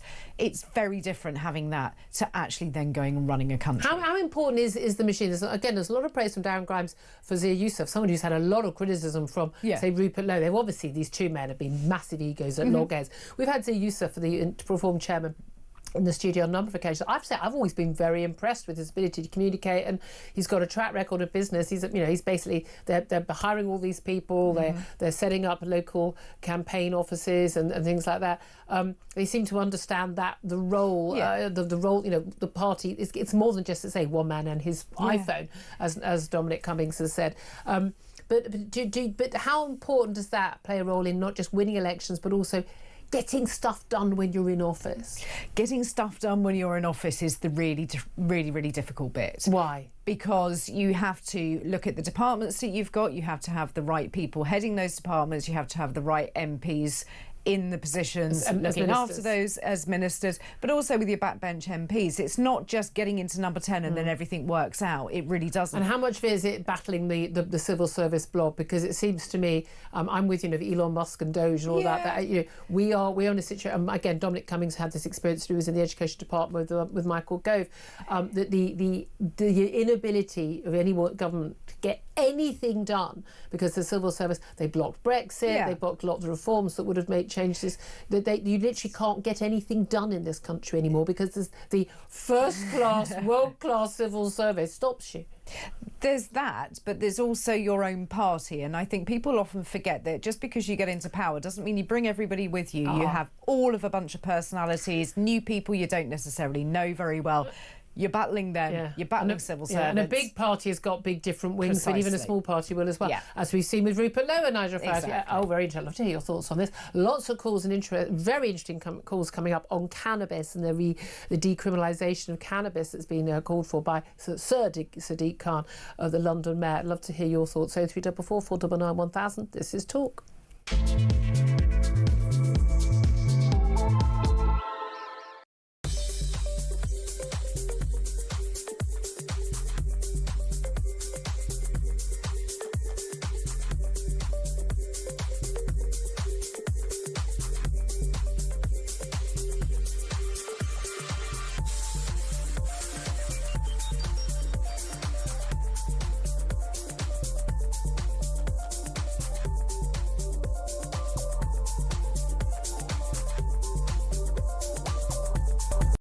I mean, the jokes that were made in the production office. There is a north-south divide in the city, and as we, the Liberal Democrats, set out our policy platform, that's one of the things that we're going to try and bridge the gap between. You know, we need to win in the north of the city, not only because the north of the city deserve councillors that work hard for them, but because, you know, I think there was a statistic that if you get the bus from a southern part of the city to a northern part of the city, there's a certain road that you go down where your life expectancy drops by about 10 to 20 years. Across the UK, on DAB+, on your smart speaker, on your smart TV, and on your side. This is Talk. Good afternoon, welcome back to the show. 12:28 is the time. I'm Julia Hartley-Brewer. Claire Pearsall is also here, and Robert in Hertfordshire is on the line. He's given us a call on 0244 499 1000 on Sadiq Khan, the London Mayor, saying we should decriminalise cannabis. Well, the possession of it anyway. Robert, very good afternoon to you. What do you want to say? Well, I'm in my 70s now, and I was a habitual marijuana smoker for probably between 30 and 40 years because it came with the territory. I was a musician, but I don't go along with, I mean, I never ever went on to anything else, ever. Cocaine, pills. I don't believe that it leads to other things with everybody. Not for everybody. Why do you think you didn't? Why do you think you did smoke cannabis but you didn't go on to other drugs? Purely choice. I mean, I used to go to parties where everybody was on the powder. Everybody was so on have I. Yeah, I never appealed to me. Well, I bet you had a little puff as a student, didn't you? No, I think I tried smoking cannabis. I think on a couple of occasions. But I tried. But I found it so because I didn't smoke, it hurt, and I've never done anything. Cocaine. My husband says if I ever did try cocaine, we're going to put it on pay-per-view to see just how fast I can speak. Yeah, but I don't go along with the other thing with Sadiq Khan. If he could have turned this into a racial issue, he would have done. Well, they did. They did. The Commission did. This is about police relations with young black people. Yeah, only prosecute white people for the possession. I mean, there is, medicinally, I packed it up the year of the referendum, funny enough, and I think, thinking about it, if I'd have known how Brexit would have turned out, I think I would have stayed on it. No, I'm only joking. So I've been clear 9 years, but after smoking it habitually, only of an evening, recreationally, the withdrawal was horrendous. I'll tell you that. Why did you decide to give up? Because this is the things people always talk about. Nothing wrong with drugs. Nothing wrong with drugs. But I know so many people who've done drugs and have deliberately given them up. Whereas, unless someone's got an alcohol problem, most people I know who've started drinking, 16, 17, continue to drink and have a perfectly nice, happy life with it. Well, I packed up smoking, so that had a lot to do with it. However, I suffer with gout, really. When I get an attack, I've got medication now. I mean, it's absolutely... That's very painful, isn't it? Yeah. But you can legally buy the CBD oil, which you can get it in the chemist now, which it doesn't get you stoned. I was going to say, it doesn't make you high, but you get I'm a big fan of the medicinal benefits for people who need it, absolutely. So do you think that Sadiq Khan is right to decriminalise cannabis? Because someone like you weren't a criminal, you know. No, I don't think it should be decriminalised. Just leave it as it is. Why? If you used it and you were perfectly happy on it for 30, 40 years... Yeah. Never been nicked for it. Never ever got nicked for possession of it. Yeah. Because what you're going to have, if you legalise it, you're going to have young kids of any colour taking the mickey out of the police and smoking it in their face. That's what's going to happen. Well, no, but if they're smoking in their face, that's no different to having a can of Coke in their face because it's legal. It's not goading the police. But I don't understand. If you used it for so long and it wasn't an issue, you didn't move on to other drugs, it's recreational, why do you not think other people shouldn't be allowed to do that? Well, yeah, but I think it takes, the other thing, I suppose, it takes a lot of police time up. But there's not a lot of police prosecutions now. No, it's already decriminalised, isn't it? Robert, you know what? Really lovely to hear from you. I'm sorry about the gout, but I'm probably glad you got off the cannabis. Let's go to Mark, who's on the line in Manchester. Hello, Mark. What do you want to say? Yeah, Julia, I just want to say that I agree with the policeman. I think it's about principle against pragmatism. Just a couple of questions really for you. Do you think the war on drugs is winnable? And if it is, where in the Western society have we ever won it? And if you were in the drugs trade, if you ran a drugs empire, what would you be more afraid of? Getting caught or legalization? Because at the end of the day, the way I look at it is the real cost of these drugs, it undermines our institutions, the police, the justice system, and the cash it generates enables a lot of criminals to fund other nefarious activities. Okay. So I just think it's not a good idea, but it's the worst. The least worst. Okay. Do I think the war on drugs is winnable? If we ever actually fought a proper war on drugs, then yes, because it seems to me you're not going to stop the supply. It's the same as, for instance, smashing the gangs for illegal migrants. You need to stop the demand, so you stop people wanting it. I get really fed up with again the middle classes. Think there's no issue with taking their drugs, but they're quite happy for some poor lad off a housing estate to be carting it around and risking the legality. I think if we actually did have strict penalties, but the middle classes don't want that because they don't want their own little Jacindas and Jonathans to be going to getting criminal records. So I think we ever actually fought it properly, which we never have really done,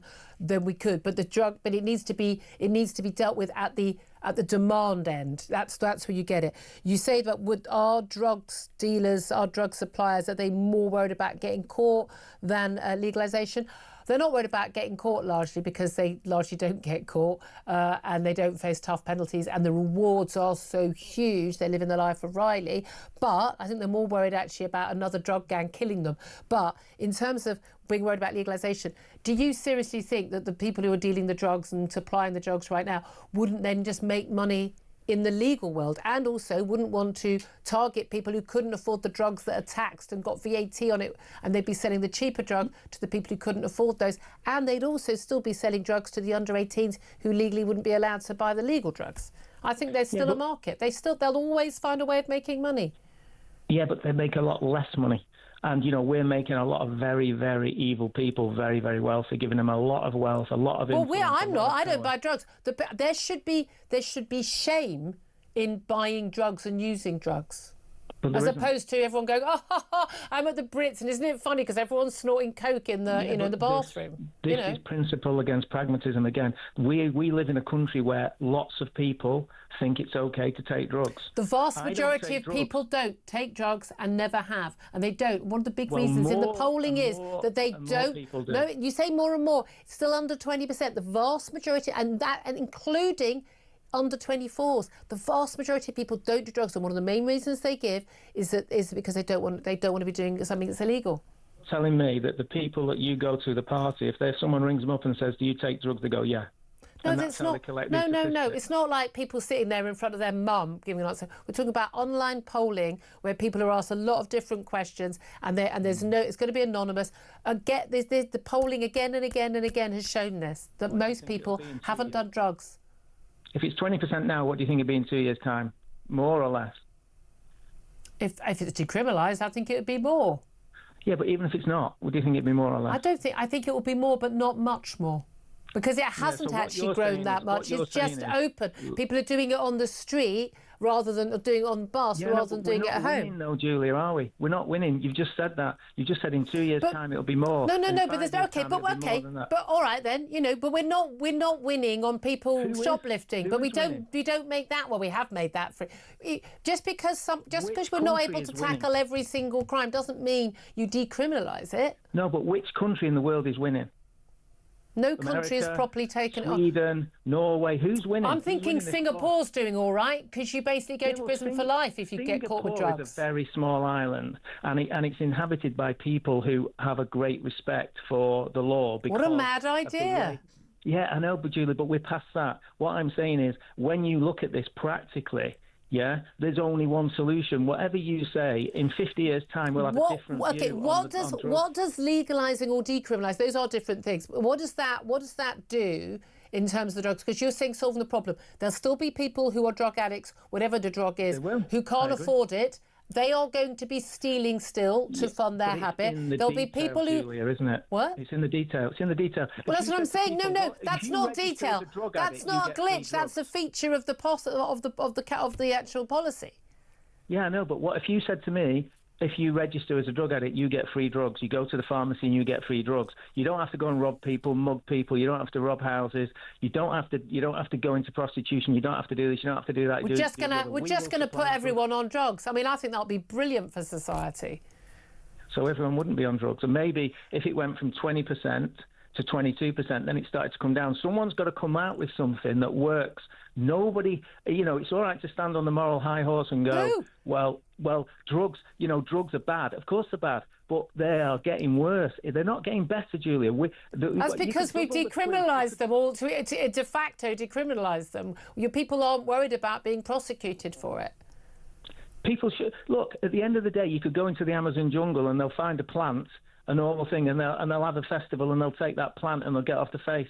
So at the end of the day, every society. Every society has people in it, and we do, who can't cope on a daily basis. But here's a good idea. Maybe let's not just spread that to everybody. Mark, I could talk to you until 1 o'clock, but unfortunately I've got to go to a break. They're shouting in my ear. Fantastic call. I so appreciate really strong arguments there. I disagree with you, but I think I'm talking more practicalities than you are. And I know you disagree with me on that, but great to have your call. Thank you so much, Mark. 12:38 is the time. Up next, we're going to be talking about yobs wreaking havoc on e-bikes and getting their e-bikes destroyed within 48 hours. I mean, I'd say 48 minutes. Also, is Meghan out of jam? We're going to be talking to Angela Levin, the royal biographer, about that. This is Talk Home Common Sense.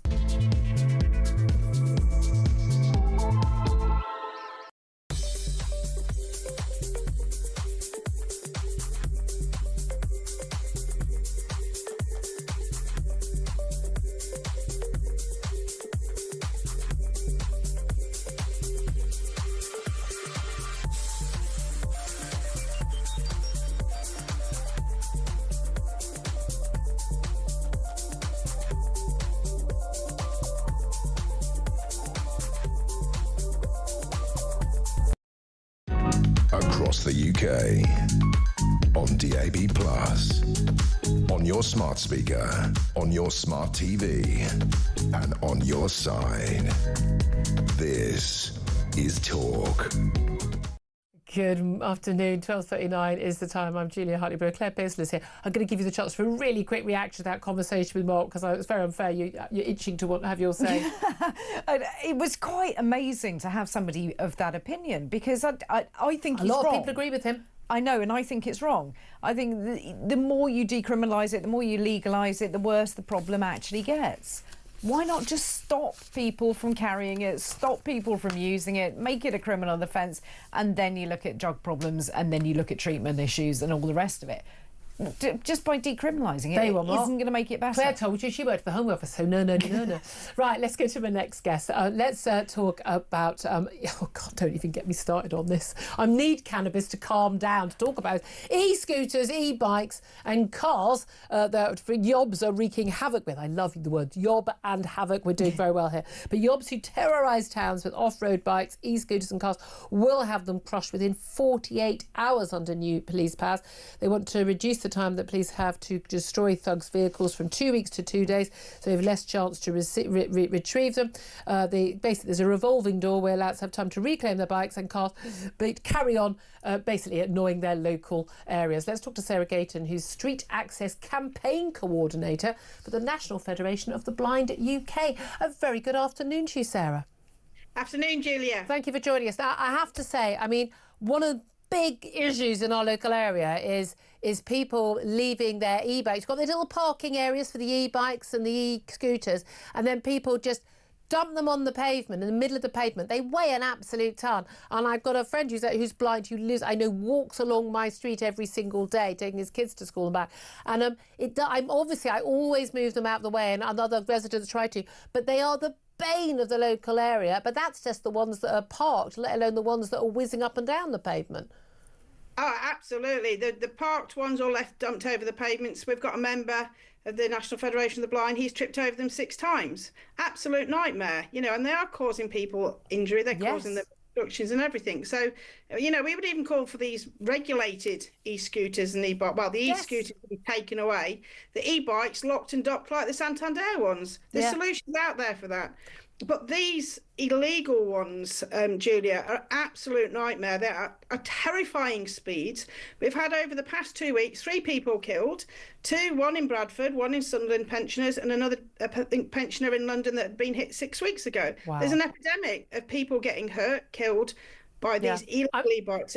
And people will say, oh, but it's all green, it's all wonderful, but it's largely young people, very irresponsible. I mean, they've got no helmet, they've got their headphones on, they're zooming in and out of the traffic at high speed, they've got no lights, they're wearing black, and they're also routinely on the pavement, weaving in and out of pensioners, women, pushing their buggies with their kids. I mean, they are dangerous at all. Is the answer just like, crushing them within 48 hours? But what I don't understand is, if they're going to be taken away to be crushed, I don't understand why why someone has a right to get them back within 2 weeks. If they've got a right to get them back within 2 weeks, then they should be able to get them back within 48 hours. I mean, I'm not entirely sure that crushing these things is the issue, or is that only for the ones that are illegal? I think the illegal ones crushed, like you said, 48 minutes. Absolutely. Crush them in front of them. Just make them safe first and then get rid of them, because those batteries, the e-bike batteries and the e-scooter batteries can just go up in flames. So, get them off the streets. They are not safe at all. And again, I know the fire brigades are saying constantly, a lot of the house fires are now being caused by people storing their e-bikes in their homes. And actually, this thing a lot of people don't realise, unless it's a rental e-bike, not allowed to be used on the public highway, and none of them are allowed to be used on pavements.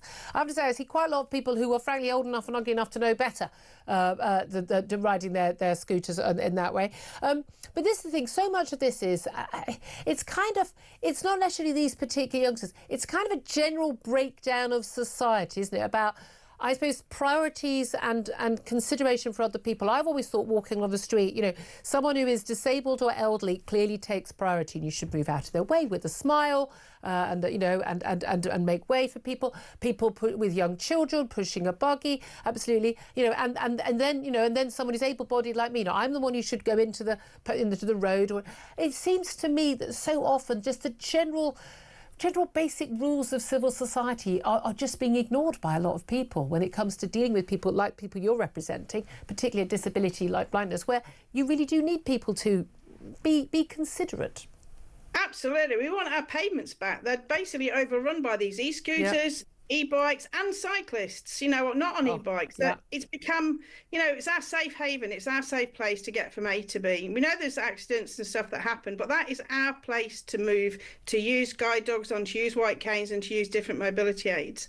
And, we welcome this announcement that, well, hopefully if it goes through, this taking away and crushing and getting rid of these totally illegal e-bikes. But they have to be caught in the first place. I mean, I'm always remonstrating with local police when you do see them. I saw them coming out of the McDonald's the other day, and I'm like, oh good, I'm so glad there's 3 of you. Then they sat in a car, did nothing, and I watched about 10 bikes go through the red light and onto the pavement. I'm like, thanks lads, glad you're enjoying your chips, But that's the thing, this only works if people are actually caught, and you're only going to be able to catch people realistically if people have to have licence plates. If when someone is on one of these, it is illegal to ride, they can literally be confiscated any day of the week. If you haven't got a licence plate and you can't prove you're the owner, that's it, it's taken away. Because we are going to have to get seriously tough, aren't we? Because more people are going to be injured and die.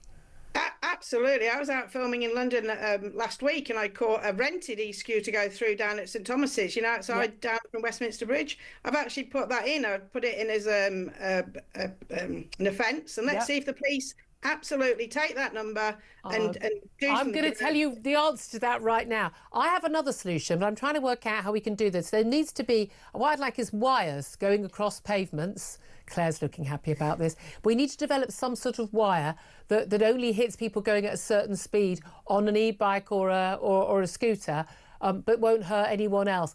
But it would cause a lot of physical injury. I'm just suggesting that would work. Well, I think there should be an electronic tag or something that if you had to wire into the pavement, physically down, so it wouldn't hurt them, but actually automatically register that vehicle has gone on the pavement. or through a red light. Absolutely. It's a no-brainer. Got to be licensed. They've got to be like. Also, here's the thing: make everyone they have to wear a helmet. Same for cyclists. It would protect them, but also crucially, it would put a lot of them off, so they wouldn't be doing it. I just don't think we should run our entire world around 25-year-olds getting around quickly. Can I just say as well, when they have these big, massive events in London, these big, like 100-mile cycle rides, cyclists have a number plate on them. They have an identification card that tells them their number. So they pay for that, quite a lot of money. So there is not a problem getting an identification number onto that bike. It's not 100 and insurance, the full work. Sarah Gayton, with you all the way between us. I wouldn't mess with her. I'm loving it. That's a compliment, by the way, Sarah. Sarah Gayton from the National Federation of the Blind at UK. Claire, you looked very happy about that. Yes, yeah. Garrotting, only if it was the law. I'm not encouraging hurting people and breaking the law. I'm saying if we could change the law so we could legally do it. Yes. Absolutely in favour of it. Yes, but I quite like that sort of chips in the pavement. So if it get one of these things that unregistered, I think it should stop immediately and like the supermarket trolleys when people try and steal them. Exactly. We could listen between us, Sarah, Claire and me, we'll sort the world out. 12:48 time. Up next is somebody who's not going to sort the world out or indeed her own business out or her own reputation. Up next, going to talk about Meghan. She's in the news again, always for the wrong reasons. That's up next. This is Talk.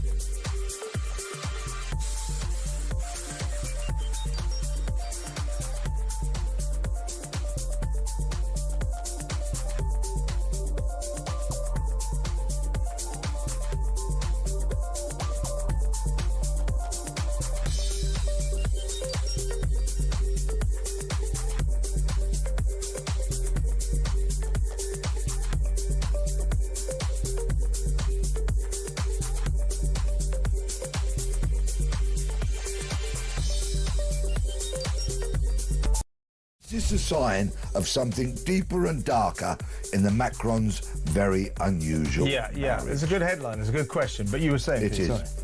If, and there is a big if, this is an assault, this is domestic violence. Domestic violence is a very, very serious matter, whether it is committed by a man upon a woman or a woman upon a man. Never stay in an abusive relationship.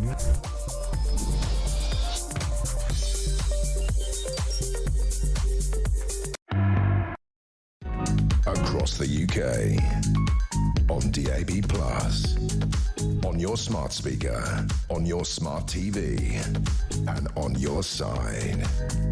This is Talk. This is Talk Over Common Sense, but we're not going to talk common sense up next. We're going to be talking about Meghan. Meghan, you remember her? Yeah, we don't like in the news very often because she likes her private life, but the Duchess of Sussex is in the news after giving an interview with a US business magazine. What the hell they were talking to her about, who knows, that she was planning to step back to assess her new brand as ever.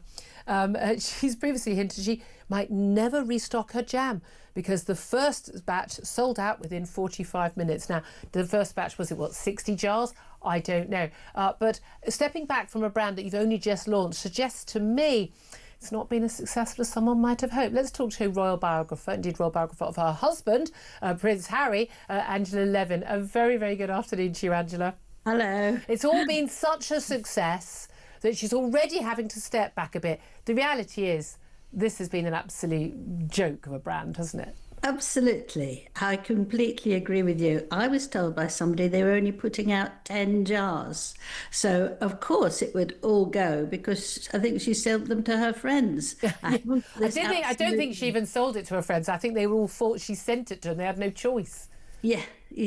Well, whatever way it was. So it's been a disaster. And one of the disasters was the packing, which she spent day after day. So she said, poor thing, packing it up the right way and the right colour. And it's cost an absolute fortune. So the whole thing has been a disaster. They spent a year planning it because we were waiting for months and months and nothing. With bated breath, Angela, bated breath. Well, anyway, so it's also no good. So the King's is much better, much cheaper, and he gives the amount of money to charity. So with the Duchy, I mean, that's been a spectacular success, hasn't it? And I know there are quite a lot. I certainly did, but they did a lot of very nice tarts that were sold at my local supermarket. They're absolutely top notch. But there was some talk that she apparently was the view. I mean, she's got some podcast that's already finished where it's sort of like women found. I mean, I don't bother learning the names of these things because they never last that long. But basically about, business founders, and it's like, oh, sweetheart, you're not a founder of a business. You're just, it's a cottage industry. But she's had. I mean, most brands would dream of having this amount of publicity to launch a brand, front page of newspapers, got a Netflix series, you name it, and even then, she can't sell enough jam to keep herself in business. She doesn't know anything about business. Nobody wanted to become the CEO of what she was making. And so she took it on because she is incredibly clever and always knows best. And she hasn't done it properly. So that's what it is. But I think the whole thing, let me just read you some of the things she says. Do you have to? She wants to step back and gather a date from the launch and work out exactly what as ever could be, right? But the other thing is that no one offered to give her some money. No one offered to share it or buy part of it because they didn't think it was any good. So that's why they're not doing it. They didn't want to be associated with the brand. She said, but didn't she reckon that she, apparently, friends are saying, she expected to, wants to become a billionaire. She wants to make serious money and, and be this successful entrepreneur. But everything she touches, I mean, whether it's, the podcast, whether it's the Netflix contract, the children's books, didn't she write at some point? None of it is that's terrible. Now, if you saw that book, no sentence made proper sense. It was absolutely appalling. And it was about 2 sentences on each page. Let me read you the next thing. Okay. However, she might really move on and explore the category of fashion on a later date. God. I think it is an interesting place for me. If I had to write a resume of myself, I don't know what to call myself. I think it speaks to this chapter many of us find ourselves in, where none of us are one note, but I believe the notes I'm playing are part of the same song. I mean, my God, this is genuinely, if this person came to my home, I would show them the door. I'd say, seriously, I can't have anyone this irritating and annoying. I mean, why doesn't she just... The thing is, I reckon she's looked like the Gwyneth Paltrows, and he was selling what... she actually sold candles scented like her vagina. For God's sake, the woman has made fortune. Not that she needed to, she is a multimillionaire, but she's made an absolute fortune doing this lifestyle brand and everything. And obviously Meghan thought she could do that. Yeah, but you wait. Meghan is trying to get closer to her, and she's actually... Good luck, Gwynnie. Run, Gwynnie, run. They're close. They lived close, and I think it'll be the most wonderful row that will blow up. Well, also because Meghan doesn't really keep friends. Let's talk about the relationship. Look, she's been putting out a lot more pictures of the kids, but again, they're always sort of from behind, or in a beekeeper's suit and things like that. And she clearly wants privacy for her family, obviously, unless she doesn't want privacy for her family when she wants to make money. That hasn't gone down very well with a lot of people, has it? But also these occasional appearances of Prince Harry, who has very much become the +1 in this relationship, hasn't he?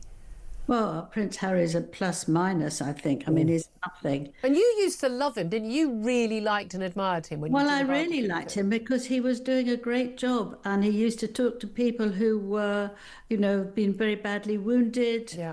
They came from a very poor family, and he could make them laugh and play. He had his mother's touch. Yeah. But he also did his own speeches and everything. But now he has to obey Meghan. He absolutely has to. Do you really think it's like this? I don't like it when we always blame, the woman. There's this Lady Macbeth character that she's clearly risible, and she's clearly thinks she's far more... But he loves her so much. He just agrees to do everything.